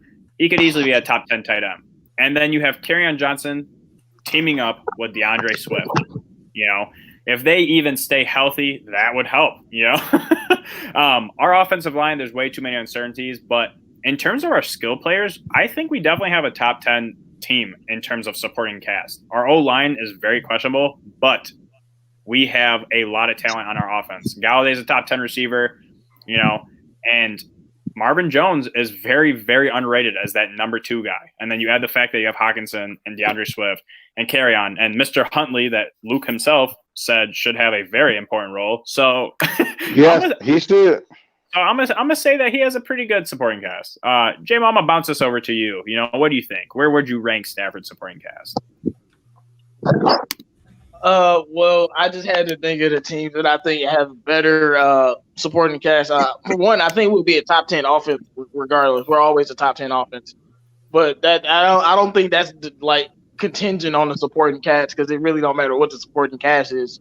But like I know Arizona, Tampa Bay, the Cowgirls, the Chiefs. Dude, I don't respect that team. The Chiefs, and I think it's like a couple other teams that have better receiving cores, and that's about it. So it's about like 8 teams that got better like receiving cores, and like running backs. And when I look at it, that's like the top tier. So I would say after that top 8 teams, we basically in a second tier when it comes to talent. Because Carrion and Swoop is an unknown, but honestly, I have no doubt in my mind. Look, I don't know how long Carrion gonna be healthy. I think he's gonna be healthy. People don't. I could care less. I don't know how long Swift gonna be healthy either. But when they are healthy for however many games, they're gonna be an absolute nightmare. So to anybody that we come across. So I think Stafford has all the weapons. The thing about his team on offense is the O-line. And that's where I rank him like at the bottom of the mid tier because that O-line is so unknown. We don't know what that O-line gonna be. Like if the O-line was trash, none of us would be surprised in the slightest. We'd be like, well, yeah, this is kind of what we expected. You go out and you get Big B, and then instead of getting the O lineman or earlier, you get what you got. So it can happen that way, but I just feel like the Lions would be fine, man. And Marvin Jones, I think he's a little bit more underrated even amongst Lions fans. I think we forget that he was a number one wide receiver before Kenny Galladay got here because of Matthew Stafford. So you got a guy that's a number one receiver, used to be, and then Kenny Galladay on the same team along with TJ and Jesse James. It's a ton of weapons. And then Jason Huntley. Quentin Stevens. So we got a lot of weapons, but to me, the O-line is what puts us down a peg compared to these other teams. And Marvin Hall is nice. Shout out to Jay White, man. He's always been a supporter of the DSA, man. Marvin Hall, I forgot. Yeah, him too. Right. Nomis, what do you think? Where would you rank Stafford's supporting cast compared to other NFL teams? Well, if you dislike Luke, you go hate me. So my thing is, tell the truth now. Tell the truth. Man, look, J-Mo kind of stole my answer a little bit because I'm old school. Yeah, it's nice. T.J. Hawkinson does have a lot to prove, and but he's a talented tight end. We gotta get Jesse James involved. The running back core looks really solid as far as the youth and the talent that they have and the potential. And obviously the receiver core. But again, I'm old school. No line, no offense. And the way I see it is this. How many years have we come through with the same guys on the offensive line? It's been inconsistent. It's a new face on the line every year. We don't have anybody to get connected with each other and grow together. So it's hard for me to we don't even officially know who's going to be the starting right and left guards. We assuming the rookies are, but that's only an assumption. And until I see that line progress on both sides of the ball, as far as running the ball and passing, its talent is nice, but it's basically window shopping until I see that line progress. Let them know. So I'm at the end of the day, I have to put them at like 20, 25 area until I see more. I'm sorry. I gave them 15 to 20. I gave them 15 to 20. They was ready to crucify me. All I said was like, listen, How many years have our quarterback had to put this team on his back and connect those receivers while taking hits every time? Sick, hurt, wobbling, and he has to run out the pocket on one leg and throw down the field. To that line gives him what he's been needing for the last 10 years, but probably for like 20 for his health. I can't say that our offense is top 10, or top 15. I have to put them like 20, 22nd area or something like that.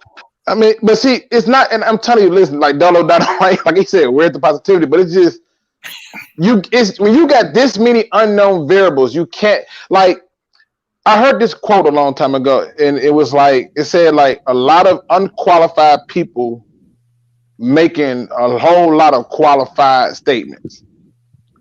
And I'm like, yo, we can't be up here just telling y'all that, they're going to be ranked here, here, and here because, listen, the truth is it's too many unknown variables. Like, we don't know if the line going to hold up. We don't know if they're going to commit to the run, even though I do agree with Andrew that they're going to definitely make an effort to it. But that's just one part of the puzzle in this whole scheme of things. And so to me, I felt like 15 to 20 is pretty fair because I know what those teams are already bringing back and what they're doing. I'm not even sure that our receiving core is going to be the receiving core that I'm expecting it to be when the season starts. And I'm not sure who's going to really get the bulk of the carries. I know who the gadget guy is going to be, but I'm just saying. Now, with that being said, people, can we get them likes up? Y'all are doing a phenomenal job. It's 43 likes so far, 1 thumbs down. Please hit that like if you have not done so. Subscribe if you have not done so. We're trying to get them to at least 360 at this point. Get them to 360 if you can. We are enjoying the hell out of ourselves, and we want y'all to be enjoying it as well. So make sure you subscribe so you can keep up when this is going down. And I gotta be clear about this. You absolutely got to make it your personal mission to hit that bell. Because that's when you're going to know when we drop something, people. Hit that bell, all right? So if you have not subscribed, please do so. And if you have not hit that like button, please do so. Right. And we all know that the DSA goes live, Tuesdays and Thursdays. So always expect that. But all of our channels, sometimes me and Real, we come out with a live video and it is very random. We just feel inspired or we're feeling it and we want to talk sports. So really make sure that you hit that notification bell so that you can hop on and listen in. J-Mo, you had something to say? No, I'm laughing at Dolo Dynamite saying it's Decker, but I just wanted to make sure everybody in the chat knew that we're not saying about if it's gonna be a top 10 offense. We judging a supporting cast, and yeah, we got weapons, but that O line. I mean, only person on the O line you can trust is Frank Ragnow. So you telling me you got a NFL football team and you can only trust one of your offensive line? Hey, you know what though, J-Mo? You know what though? But am I wrong? What offensive lineman do y'all trust besides Ragnow? Let me know. That's what's great about having a quarterback like Matthew Stafford to really bring what you have together and make the most of it and still get into that top 10 category in terms of production. That's why our supporting cast isn't top 10. We'll be a top 10 offense, yeah, but our supporting cast is not top 10 until that O-line shows us as a fan base that they can run the ball. Like, it's just like you got good receivers. It's like you got all window dressing. You know what I'm saying? You don't got no substance. And that's how we've been since Barry Sanders. And back then, we had substance, but we ain't had no window dressing. So that's just how it is. I feel where James DeKai is coming from, but understand this. Yeah, I get it. A lot of times Lions can move the ball up and down the field, but a lot of times we go against a defense that may not always play that good. And the other situation is, you got Matthew Stafford. At some point, that ball is going to move up and down. But see, it's not about the talent, the weapons necessarily. It's about the impact that we can make with those weapons. You can move the ball up and down the field, but how many points are you putting up to those weapons? If they hold on to the ball, can they protect the quarterback in the red zone? Like the Kansas City Chiefs game, we moved the ball up and down all day. What happened? Stafford lost 2 fumbles, carry on fumbled the ball. We have plenty of games where stuff like that happens. So it's like it's not always just about the flash of the players. It's about the consistency of the game plan, how they capitalize it, how what Caldwell used to say all the time, but I can't think of the word. But how they used to, the end result of it. I guess that's where we're coming from. With Green Bay, yeah, that receiver core is not as good as ours, but they were able to make more plays because they have a better O-line. The coaches know how to play with Aaron Rodgers. They take advantage of the weakness of the other team, and those guys get the job done. They run the football. We have not run the football consistently, though. So, Nomis, I totally feel you, brother, but the Packers don't have a good O-line. We tried stealing TJ Lang, one of their best O-line, and he got holding calls left and right, man. When you have the refs on your side, it don't matter what talent you have. That's why they went 13-3. TJ Lang was healthy, though. He was great. He just but who has the better run game, though? Who runs the football better? Us or them? Yeah, Packers have a better line than them. Yeah, like I said, when you have – if you look at their offensive linemen and when they leave the Packers and go to other teams, they disappear, man. They disappear. And same thing with the Patriots. Their O-line, when they leave, 9 times out of 10 – they disappear because they get the benefit of the doubt. You can hold a little bit more, and that helps open up, the run game, the passing game. So I'll always be salty about that. And me too. I feel the same way. Go ahead, Jim. It's okay. That's all I was going to it's crappy to say. Yeah. It's crappy to say, and you don't want to use a scapegoat, but if you actually watch the Lions every single game, you see some really shady stuff that when you watch teams like the Packers, the Cowboys, the Patriots, it just doesn't happen. And so we got to fight through it, so we really got to prove ourselves and prove that, we're a team to be reckoned with. So my next question is this, we all like to bet a little bit or place a little wager from time and again. It came out that most sports bettors are saying that the Lions will be winning fewer than 7 games this year. Jim, what do you think? Do you think that we're going to be winning less than 7 games? Do you agree? If you were to bet on it, would you also place that bet? What do you think? No, I'd go over. I got them going 8-8, so that's more than 7. So that's where I'm going. I'm just being up. That's what I feel like. Is there a possibility they could go lower? Yeah, things happen. We could get injuries. We could have I mean, just whatever usually happens to the Lions, you know what I mean. So for me, it's kind of yeah, I'm going over on that. I don't think that's the truth at all. Okay. So Luke, I know you're a man that really likes to analyze things. What do you think? If you were placing a bet, would you place on the under in this situation? Do you agree? Do you disagree? What do you think? It's a push for me. It's because I think they are a middle of the pack team at this point. That's just without me seeing everything come together. So it's a push for me. I think that there's something to be said when Vegas has it. And I think the number was like 89% or something like that. People had them going under. So the fact that happened tells me that they're probably going to go over because Vegas is not in the business of losing money. They're not in the business for that. So if everybody bet the under, I'm almost sure that they're going to find some kind of way to get that 7th win because it's only 6.5, so they can easily win that. But in my eyes, I think that the Lions are probably about a 79, 8, and 18. Like that, okay. Like that's where I think they're at. I think that they're good enough to upset some people, but I think that you have to be consistent across a season. And I don't know if they're gonna maintain that. All right. So Drew, hopefully those Drew eyes are flowing through. You got some money in your pocket, it's burning a hole. What are you placing your bet on? What do you think? If I have money, the last thing I'm doing is betting on the Lions because I don't know what to I don't know, Drew. Because if you thought there was no way we was beating the Chiefs and you was right, you would have made money, bro. Yeah, that's true. But there was that oh snap moment where you're like, oh my God, we want to actually do this thing. So yeah.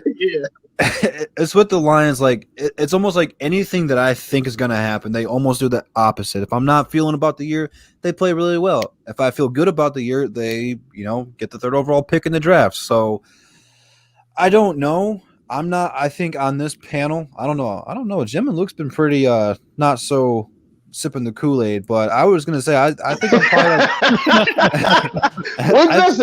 it's not that we're not sipping the Kool-Aid. It's that we have made a decision based on the knowledge that we already have. So they listen, we're just sitting and saying, show me.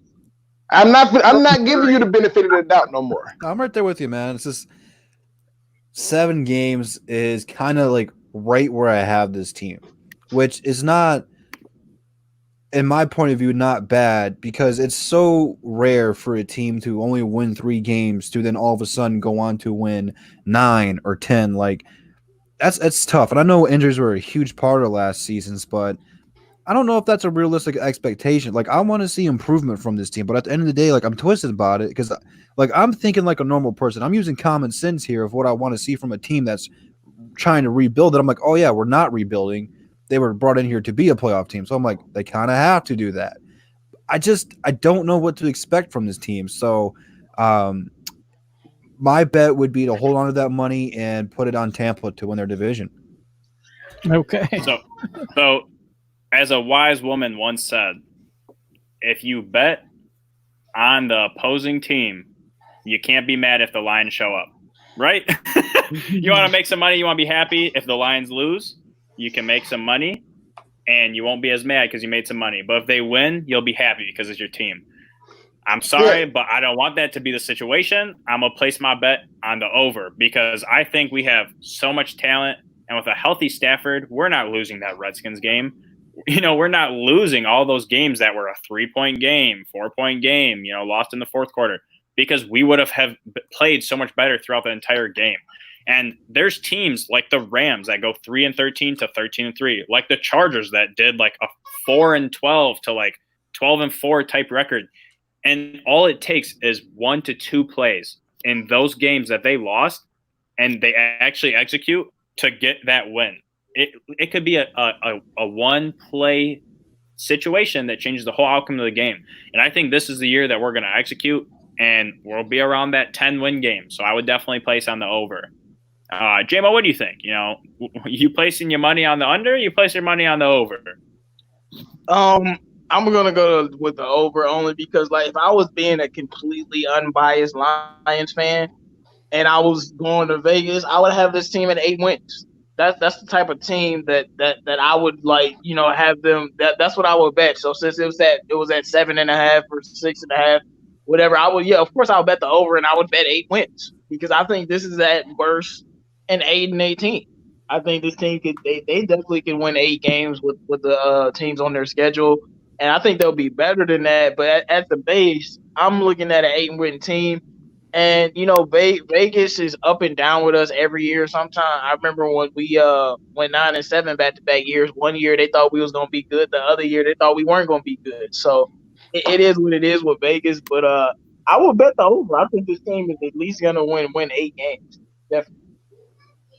Okay. All right. So Nomis, that leaves us with you. You got some money in your pocket. You're a betting man. What are you going with? You going with the home team, or are you betting against us? Y'all ready to hate me again? Oh, Jesus. Jesus, come on. Yeah, I'm putting my money on both. That way I don't lose out. Because what the situation that's not how betting works, man.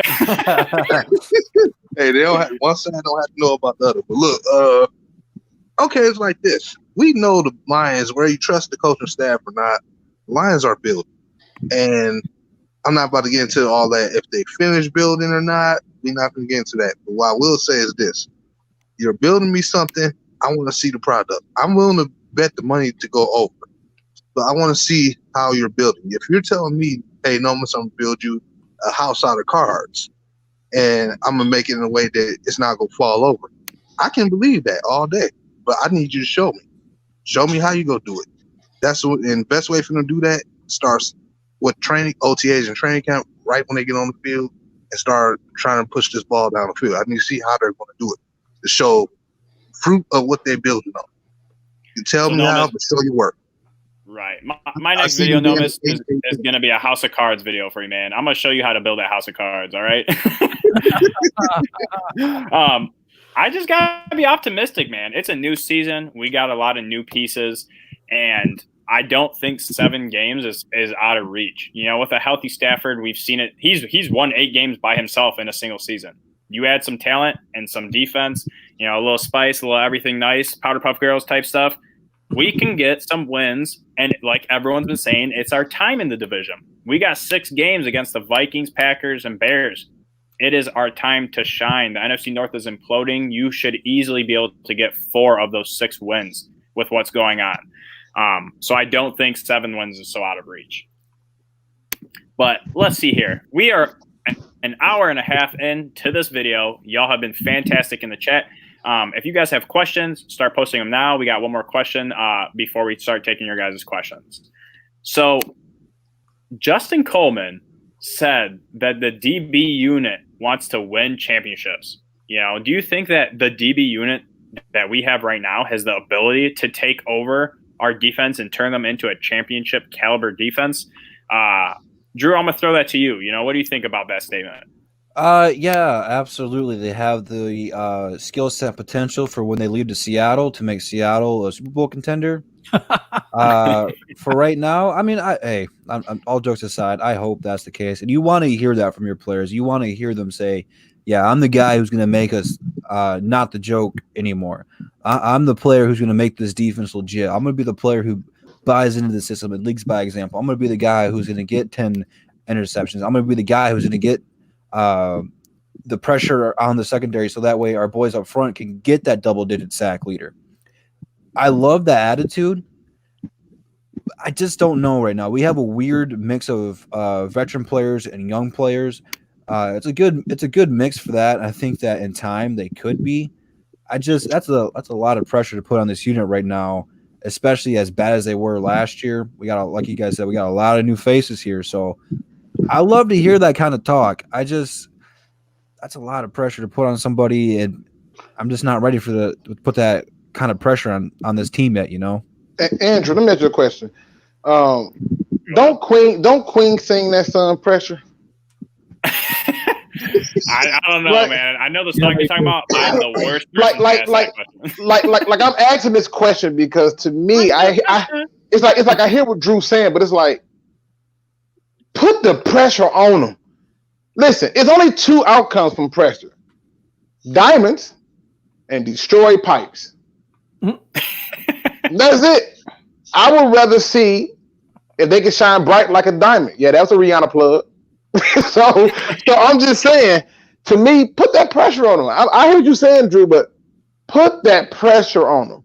Because if you don't put that pressure on them, guess what? We as a fan base is going to be going to this thing called a rebuild, a real rebuild. I don't think we want that.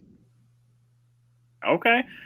Jim, what do you think? You know, my man is talking mad talk saying that we have the ability to be a championship caliber defense. You know, what do you think? You don't have to cover for 5 seconds. I think that's good. Oh, amen. It depends a lot on our defensive line. It depends on their group as well to cover, get interceptions, make turnovers, pass defenses. But, at the end of the day, it really does come down to pressure. So, honestly, they can talk all they want about it, but I think it depends on other positions as well. Okay. Nomis, what do you think, man? I think I love when our players, they vocalize that, we're the shit and we're going to show it. I think we got a lot of talent. I love that stuff. What do you think, Nomis? Justin Coleman. Go ahead. No, I was going to say, so one of our DBs, it was Coleman who came out and said that? Yeah, Coleman said that the DB unit wants to win championships. So do you think that we have the DB room to help us win championships, or what do you think about that statement in general? Well, first of all, I love the comment because that tells me that they technically are all in. And I need them to be all in as much as possible. Drink as much as y'all on Kool-Aid as y'all can, because I want them to be the best they can. Now, as far as are they ready? That I can't say they are, but I do like the motivation aspect of it. Definitely, you want the team motivated. You don't want them going in there saying that they can only compete with most people. That's actually your biggest trait for a DB, is to be the most confident player on the defense, because they have to go against the receiver. They have a harder job to do in tracking. So you want confidence in those guys, and especially with those guys being young. And you do got a leader like Dez Trufant. You got a couple of vets back there. I say I'm not sure if they're ready for the Super Bowl, but I love the draft. I'm willing to put the pressure on them to get better because, like I said, I was liking what Justin Coleman himself was doing last year. I think even if you say a short period of time, he was shutting some people up who was doubting them. And I think because our defensive front, so much was put on those DBs, it fell flat. Let's be real. So I like the pressure on them. I say put it on them. I want to make them shine bright like a diamond. That is not me trying to quote Kanye West. Because I don't think Kanye West is the one who did that. It was a Rihanna quote. I'm sure he's got a remix somewhere. Okay, I was about to say Kanye got a diamond song, but yeah. Okay, I think I've been doing too many Delos. All right. So, J-Mo, what do you think, man? Coleman came out, he said we got the DB unit that wants to win championships. What do you think about that? I know a couple people are saying I like it. Look, I like it, but I also really don't like it. I'm gonna tell you why. But I'm gonna tell you why I like it only because we need to set the standards high. I mean, you talking big, you're gonna have to deliver, or the Detroit fans will rip you apart. But I don't like it because I feel like he shouldn't have to feel that the secondary has to lead this team. The front seven is supposed to lead all I won't say all football teams like it's an absolute, but the front seven is supposed to lead your football team. Secondary being good is one thing, but you look at the no-fly zone, you look at the Legion of Boom, you look at the Steelers back in the day with their secondaries with Troy Polamalu, you look at the Ravens secondary, all those teams had great front sevens. So when we're looking at our team, our secondary has been the best unit on this team since 2014. 2015, 2016, 2017, 2018, 2019. The secondary has been the best unit. The secondary has been the unit leading the team. And what do we have to show for it? A bunch of bad defenses and a bunch of people getting cooked. So, at the end of the day, I don't want down on me. Hey, sing it, Luke. I'm just saying, he's talking. No, I'm just saying, and like I don't want them to have to do that. But this is the thing, though. If everybody lives up to what they could be and they're healthy, I definitely believe they could lead us to a Super Bowl. Because if Jeff Okudah is Sean Springs rookie season, oh my lord, the dude has so many passes defended. I can't believe the number I was looking at. So, I mean, so if he is that elite cornerback that people think he is, then that's one elite corner. Desmond Trufant continues to play like he played in his entire career. That's another borderline elite corner. Your backup is Amani Oruwariye for him, or Trufant, or Okudah, or Coleman, who also he can play in the slot. Coleman is elite in the slot. You got Deron Harmon, who has elite, low snaps, we know, but when he's on the field, elite snaps, elite. Tracy Walker been doing anything but getting better. Like, he's been doing everything but getting better, I mean. So when you look at if everybody else played up to their potential, they could be like a top 5 secondary in the NFL easily, because if Jeff Okudah lives up to the hype, wow. And if Deron Harmon is what we think he is, along with Tracy Walker, I mean, this would probably be the best secondary we had since we had Glover Quinn in his prime, and along with Slade. But I think they shouldn't have to feel this way, which is why I don't like it, because it leads me to believe y'all don't believe in that the D-line could lead this team. Like, no, we the best skilled players on the team. And even if they are, the D-line needs to be held to a higher standard. I know we trying to put pressure on the cornerbacks to be better, but to me, if I was Matt Patricia, I would cuss out the D-line for Coleman even saying that. You know what I'm saying? Like, I would just be like, why does he feel that that the secondary has to lead this football team? You know, and I mean, but when you add in Corey Underlin, the mastermind with the secondary, they really could. I could easily seeing them shutting down teams. But I'm gonna tell y'all this. Last thing I say. Sorry for being so long-winded. That secondary will shut down teams and shut down teams and shut down teams. And then it's gonna be that one game where our front seven is playing like garbage, and we gonna lose. And that's why a secondary can't lead a football team. So I'm gonna touch bases on this. The reason why they call it a secondary is because they come second to the front seven. All right. That's what I'm talking about. You know what I'm saying? If you have a good front seven, your defense is gonna be monstrous. It's as simple as that. Time and time again, the top front seven teams, defensive wise, always have a top 10 defense. It doesn't even matter who your secondary is if your front seven is that dominant for the most part. And then, I mean, if we have the ability to actually guard these guys in man coverage for as long as they are asking us to, with a revamped defensive line and front seven, I think that we can have a better defense overall. And I think our secondary pieces have definitely improved as a unit. So championship caliber, maybe not, but top 10 for sure. I think we have a good DB, coach. We got a good linebacker coach, and we brought in some pieces. So I definitely think they can make some noise. So we are going to jump into the chat's questions. So make sure you all post all the questions you have. And the very first question that came up was the Dern. First off, shout out to you, man. Haven't seen you in a long time. And his question is, do you guys think the Lions will get rid of the 3-man rush and start to blitz more? Jim, what do you think? They'll get rid of what? Say that one more time. Do you think the Lions will get rid of the 3-man rush and start to blitz more? I think that depends on our linebacker play. I don't think it's a scheme thing so much. I think I honestly believe that there's a deficiency in the linebacking core, and that's why we don't blitz as much as we could. When you have to cover, you have to take the running back out of the backfield instead of be freed up to go to the quarterback. There's options out there, so you have to read your keys and figure out where you're going. So a lot of the non-blitzing stuff is because of the failure of the linebacking core. Okay. This year I think we got Jamie Collins. I think that's better, and I also think that we will blitz more because of that. All right, Luke, what do you think, man? I mean, do you think that we're going to get rid of that 3-man rush and start to blitz more? Hell yes, they have to. Ain't no excuses. We have to. Like, to me, he's already shown me. I'm telling you, y'all know I can't stand Matt Patricia, but he has shown me that he's willing to change and adjust. I've seen it time and time again. I love it. If he goes into this season not changing that 3-man rush, not adjusting, and I would be totally shocked and all. Like, really? Because to me, he has to look at it and understand that, yep, you sent 3, but guess what? Those 3 you sent, didn't do diddly squat. Some of your best plays came when you sent more than 3. And to me, if he refuses to do that, y'all might want to start getting y'all wallets out and go to Vegas, because that 6.5 gonna be real strong. Seriously. So good. All right, Drew, what do you think, man? You think we're going to get rid of that 3-man front and start the blitz more?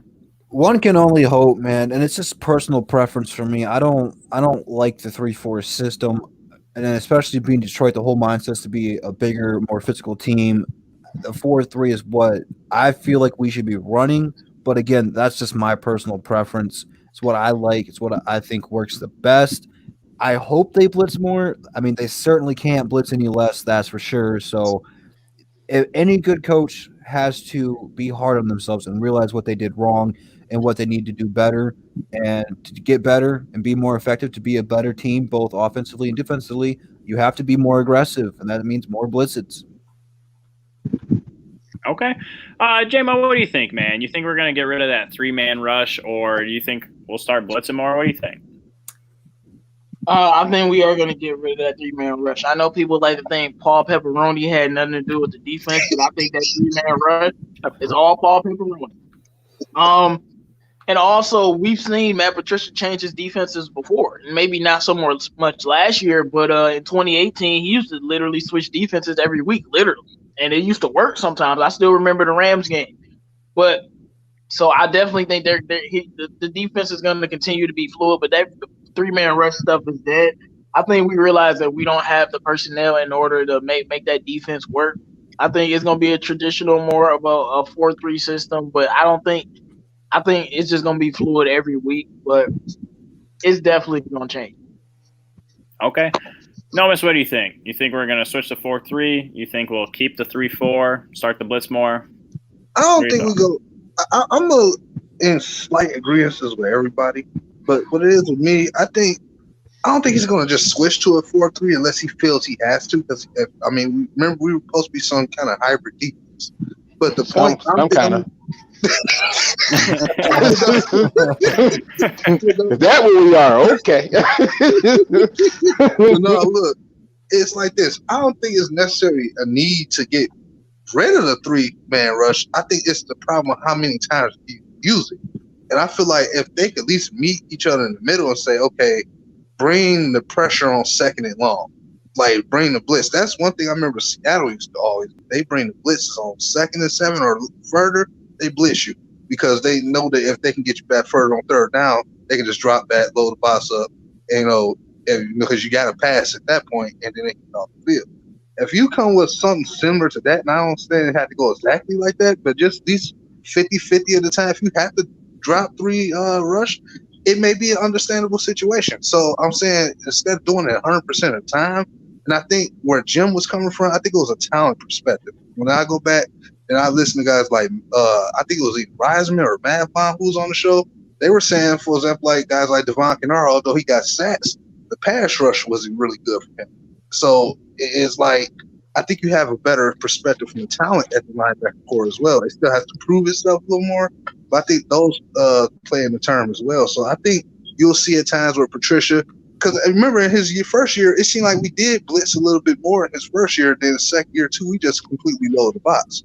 I feel like we were more balanced in 2018 on rushing and then, dropping off and load the box. So I feel like he's trying to get back to that, but a better version of it. I believe, like Lou said, he will definitely be throwing like maybe extra 2 guys in that rush situation. And, at times I still feel like we'll drop back in coverage a lot. I feel like we'll try to balance it.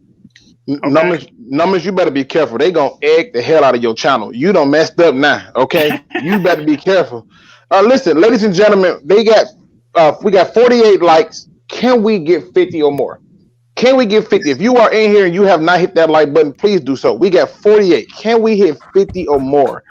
We would greatly appreciate it. And we appreciate it. And shout out to DeAnthony Goodwin. I've never seen the name in there, so you seem like you kind of knew. So thanks for showing up to the show. If you have not hit that like button or that subscribe button, you might want to hurry up, because this thing right here does nothing but get hotter and hotter, and we talk nothing but Detroit Lions sports. That's it. I'm telling you, you're going to want to be a part of this. So hit that like button. Can we get to 50 or more. So we got my man, the auctioneer Luke G, in the building. Appreciate that. Appreciate it. So Oh, really quick. Can I do this really quick? Go If you already did that like though, it's that emoji time. Light the chat up. I want the most outrageous, dysfunctional, unorthodox emojis ever. Light the chat up. I want to see some I want dabbing. I want to see the cat in the box. We're gonna leave that one alone until Rachel get back. But I want to see some outrageous emojis. Light it up, people. We truly appreciate the support. Go ahead, Andrew. My bad. No, you good, man. You good. So I'm gonna touch bases on this, and then we're gonna go a lot quicker with these questions because we're reaching that 2-hour mark. So in terms of the Dern question, I hope to God we blitz more. I mean, I'm so sick and tired of us sending 3 people every single time and expecting our defense to cover wide receivers for 10 plus seconds. You got Dak freaking Prescott saying that he was shopping all the way in a different country and looking over here, looking over there. He went and grabbed a hot dog during the play. I mean, damn, please put some pressure on these guys. I want to see more, but unfortunately, I don't think it's going to happen. Matt Patricia is historically known for not blitzing. I mean, I'm pretty sure his numbers were under 20% throughout his entire career as a coach in terms of blitzing. So I want them to blitz more, but I don't believe they will, just from, as Luke likes to say, his pattern.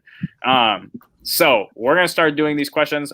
We got Kool-Aid and Cornbread. My man says, do you think Swift has as much talent as Javid Best had? Luke, I'm going to throw that to you. What do you think? Oh, hell yes. Yes.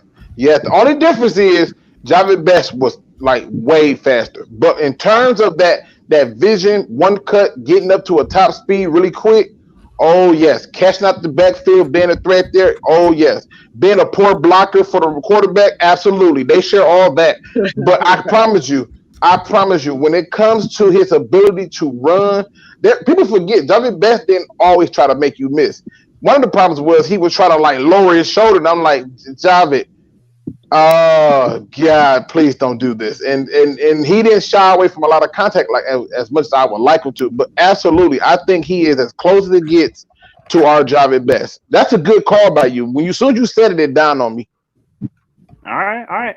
I'm also going to throw this one over to Jim. What do you think, Jim? Do you think Swift has as much talent as Best? Talent. This is a good question. It's a very good question because talent-wise, I think Swift has more talent, but I think Javid Best had that wild card breakaway speed. I mean, if he could get past you, he could pass that defensive line, he could be gone any play. He gave us that threat, and that threat had to be respected. So I'm not sure. I haven't seen DeAndre Swift run with the Lions yet, but I do think that his ability to pass catch and turn those into big plays, I think he has more speed than carry on, but a lot less than Javid Best. Okay. All right. Anyone else want to answer this? If not, I'm going to go over to the next question. No, go to the next one. I'm ready. All right, for sure. Next question is from Mr. J Stone. Who should be in the top 100 from our Detroit Lions? I personally love this question. Nomis, I'm going to throw this over to you, brother. Who should be in our top 100, in the NFL's top 100 from our team? Matthew Stafford should be in there every year. I mean, let's keep it real. If I had to choose one other player, though, outside of Matthew Stafford, I would go with Trey Flowers. And part of me wants to put Tracy Walker and our main center, Ragnow. Yeah. I kind of want to put those guys because Tracy Walker did show up this year. He did go down with injury, but I don't really hold that too heavy against him. He was very good this year. That's what you want to see. I think he'll have a bigger year. Trey Flowers, even though the games he was playing battling injury, I think he still was doing the best he could with what he had, and I think he was getting better every game. And then when he finally did heat up, it was kind of like what we expected from him. And then, of course, like I said, Frank Ragnow taking that center position. I think he was very good this year, but I think I still need to see another jump from him. And then, of course, Matthew Stafford. I mean, come on. All right. J-Mo, what you think, man? Who do you think we can get into that top 100 on our team? Matthew Stafford, of course. Kenny Galladay, of course. And And then I would say Trey Flowers. I'm with Nomis on Trey Flowers. And then, I mean, if we add in the players that just came to the team, I think you might want to put Jamie Collins in there. And that's about it. I love Tracy Walker, but I don't know. I mean, I would put him in there, but I don't think he's proven enough to be considered in there yet. But the Ragnow, Stafford, and Galladay, like, no brainer, without a doubt. Trey Flowers, to me, without a doubt, he's one of the best DNs in the NFL. He should be a top 100 player. Okay. I'm gonna throw a wild card there. You can just go to the next question. Marvin Jones. We got to stop acting like it's just Kenny Galladay out there. You know, like this guy when he's on the field has an impact in this game. Those deep passes that he's brought in to be the deep ball catcher. So like we got to start acting like we're not getting that. You know what I mean? So to me, you got to put him in that respect too. But go ahead to the next question. I just wanted to put that out there. To me, I think Frank Ragnow as well. Yeah, Frank Ragnow got to be in there too. It's not many, so it's not hard to answer the question, but it's a damn good question. Right. I love this question because a lot of the times it's just from the players, you know, and we have people like Ragnow, Trey Flowers, Tracy Walker, Galladay, Stafford. We have the talent. We definitely have the talent. It is present, and I think that's going to show this year. Drew, did you want to touch on that real quick? Anything we missed? I think you guys hit all the home runs there. You guys nailed it. All right, then I'm I going to put throw this Tracy Walker on the list due to the fact of the matter, like how quickly he grasped up on the position, being drafted as a rookie. That deep safety can be sometimes a little difficult for a young player like him to come in and play unless you were heavy first on the time. He did a really good job. That's why I had to put Mike on the list at the very bottom of the 100 at the very least. I had to. All right, Nomis, I can respect that, brother. Drew, what's the one player that you would just be absolutely shocked that did not make the team that you thought would make it? I believe I talked about this a little bit in the last roundtable. I think that Jamal Agnew or Marvin Hall, or was it Marvin Hall? Was it? No. Geronimo Allison. My fault. When we move Agnew over to wide receiver, it might be kind of like we might be giving up on him a little bit. I don't want to give up on him, man. He's shown promise and potential, but I think he might be on the bubble and might not make the team. All right, I'm going to throw a bold prediction in there, and I'm going to say Romeo Okwara, because that would just be absolutely devastating.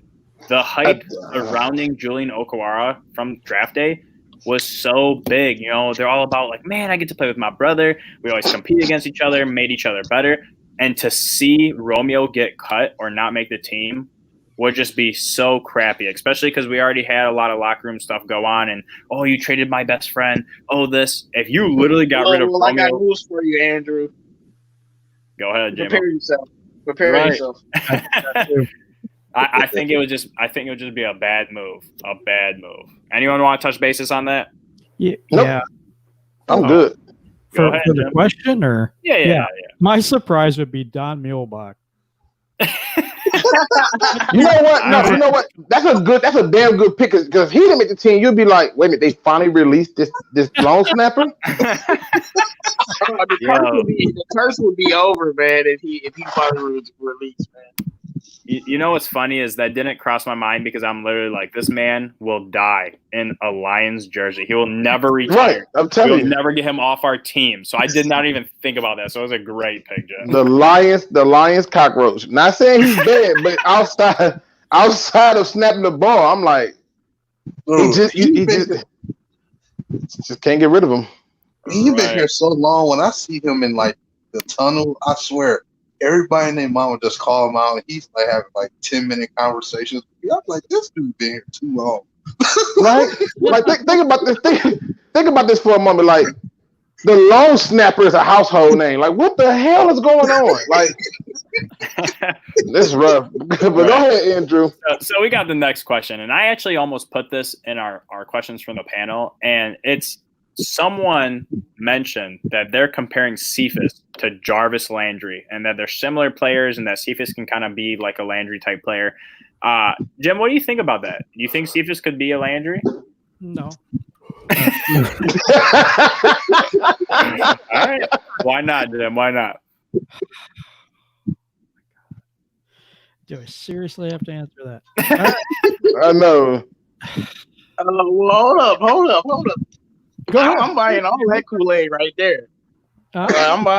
I'm buying all that Kool-Aid that they selling. Now, I don't know if he'll be able to be as good as Landry as quick because of the other receivers, but I think Quintez Cephas is going to be a very good receiver, and I don't think his speed is going to prevent him from being a good receiver, just like it was with Landry in those combine times. Obviously, Landry is a better talent, no doubt about it, but I like the comparison, man, because Cephas has really strong hands, and he can run routes. So I think he definitely could have a huge impact later on. And I personally, like Luke said, it don't matter where you're drafted. It don't matter where, your speed, your strength, whatever. It comes down to your production and your ability and your will. And Cephas, I don't know what it was. This man did not test that great, but he made plays in college. So I'm hoping he can be a Landry, but I got to see it. I definitely got to see it first. So the next question from Dolo Dynamite is, who's our starting D-line? Luke, who do you think our starting D-line is? Right now, I would probably this is all everybody being healthy. I would probably go with Trey Flowers, Danny Shelton, Deshaun Hen, if they all are healthy. Okay. Drew, you got anything different from that? Your guess is as good as mine. I have no idea what to expect from this thing. Now, I'm not. Drew is in his best life right now. You know what?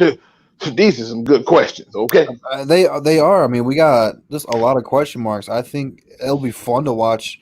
Well, I guess we're not going to have training camp this year. That's going to suck. But man, the reality just hit, bro. Well, I'm thinking like, hey, man, let's get back to normal. But no, it's crazy out there. I was kind of looking forward to that matchup because I think we got a lot of guys who are hungry and want to prove themselves. So I don't know if we're going to have a consistent starting line throughout the year. I think that is going to change. And, we might see a lot of rotations in game. So that's something to keep our eye on. Okay.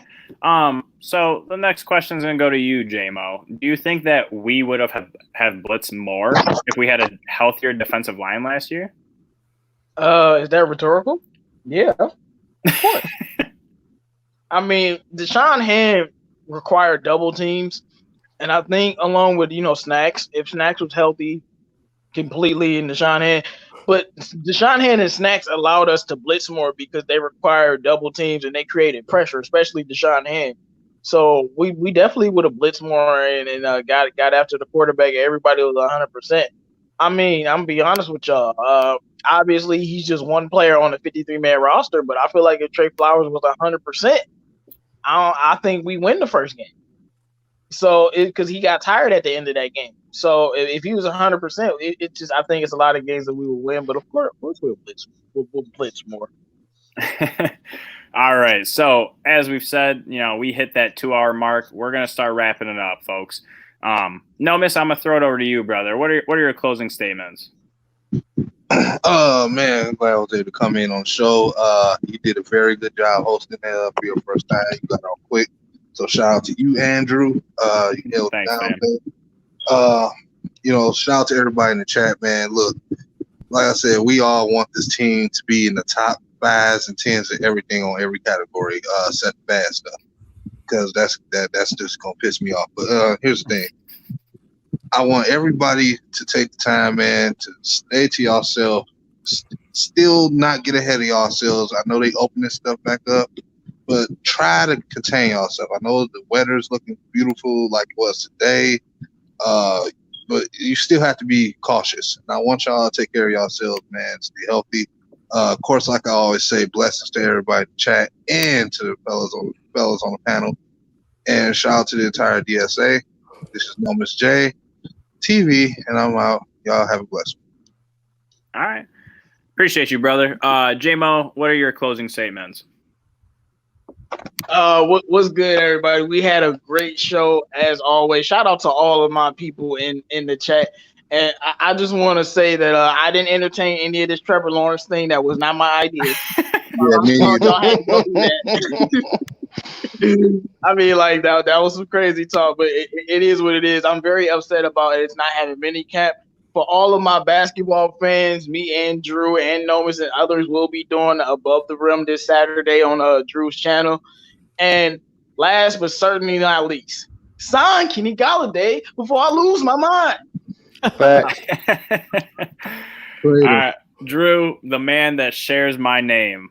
What are your closing statements, brother? Well, it is a good company to share this name with. It is with great honor that I accept this responsibility. But shout out to everybody in the chat, man. Great show, great topics. The tank for Trevor is on. Let's get that going already. But yeah, man, we're gonna have a great week lined up for you, man. I mean, we got you covered for your football talk, basketball talk. No one does it like better than the DSA, and that's the bottom line because Detroit Drew said so. Peace. I love it. Throwing a little rock in it. Jim, what are your closing statements? Yeah, that was Steve Austin, man. I was gonna correct him, but Mess it up. it's his show. I didn't want to do it to Oh my him, but Lord. Yo, it's been a very long week, man. I put it in that overtime. I can't believe I got this wrong because I'm a huge WWE fan. Oh, dang. Okay. I'm just gonna take myself out of the chat, folks. No, I just want to say thank you to everybody out there and the people that support us and all, and come here every time just to talk some football, get our minds off everything else that's going on in this crazy world, this crazy 2020 that we're having so far. Mini camps are canceled. And just pray that we don't have cancellations of the season or anything like that. I'm okay with 2 preseason games because they don't mean much anyway. But it is just a sport, guys. I just want to say this. There are more important things in life, right, than just sports. I love talking about it. This is my escape, things like that. But I want you guys to take a moment and talk to your friends, call your mom, your loved ones, tell them you love them, because you never know what tomorrow will bring. So that being said, have a wonderful night, everybody. I respect that, Jim. I really That's respect beautiful. that, man. And honestly, there's some people going through some tough things right now. A lot of us, we see a lot of stuff, especially I work in the medical field, and I see a lot of people in isolation right now, man, because all the safety precautions. So if you have any family member, that is going through some medical situations, definitely give them a call. Definitely give them a call. They're having a hard time. I'm going to say my final thoughts, and then I'm going to throw it over to Shakespeare, Luke G over there. So I love y'all. I love that y'all come out in full force and you guys post so many comments, so many questions, because sometimes I see you guys in the chat and I'm like, dang, that is a fantastic question, because we got to come up with questions all the time. And sometimes y'all come up with better questions. So appreciate y'all for tuning in. Make sure you hit that bell, hit that like button. And we appreciate your continued support. And, just have a good weekend, folks. I'm going to toss it over to you, Luke. What are your final thoughts? Absolutely. First of all, shout out to Andrew for hosting the show, baby. You held it down. You did your thing for your first time. Then, so I want to give you your props. Shout out to Cam for coming through. Shout out to Right or Wrong for being in the chat. If you have not subscribed to Cam or Right or Wrong, I don't know what you're doing. Shout out to the Dern. He's in the building. Welcome to the. I believe he's going to drop a YouTube channel. I don't know yet, but if he do, we'll be here to support him. And shout out to all of the subscribers who's in the building with us to enjoy this moment. Today's quote, I had it all planned out where I can give you a good quote from a good person, and I listened to everybody talk, and then it dawned on me on what should be said. And today's quote comes from me. Every time that I ever thought that I was alone in something, I remember that it was somebody who always knew just the right time to call. And I'll never forget this one particular moment where my dad told me that life isn't never about evil or good or bad or anything. It's about life. It's about time, because time is the only thing that will kill and go on. So here's my point that I'm trying to make to you with this quote. The world is in shambles. Things is happening left and right around you. Take a moment to have some self-care. Tell yourself you matter. Tell yourself you're important. Tell yourself you're handsome. Tell yourself you're beautiful. Tell yourself you deserve those new pair of shoes. Tell yourself you deserve to be happy. Tell yourself you don't deserve to be treated like that. When you're done talking to yourself, take a moment to tell yourself that the work that you're doing is not done. There's more to be done. We spend so much time trying to help others, but take a second to be selfish and talk to yourself. And remind yourself that whatever it is that the storm is bringing in, you can handle it. With that being said, ladies and gentlemen, please make sure you subscribe to all the members of the DSA. And as always, don't be no chump. Please, please, please, please, please, please, please do your research. And on that note, we're out.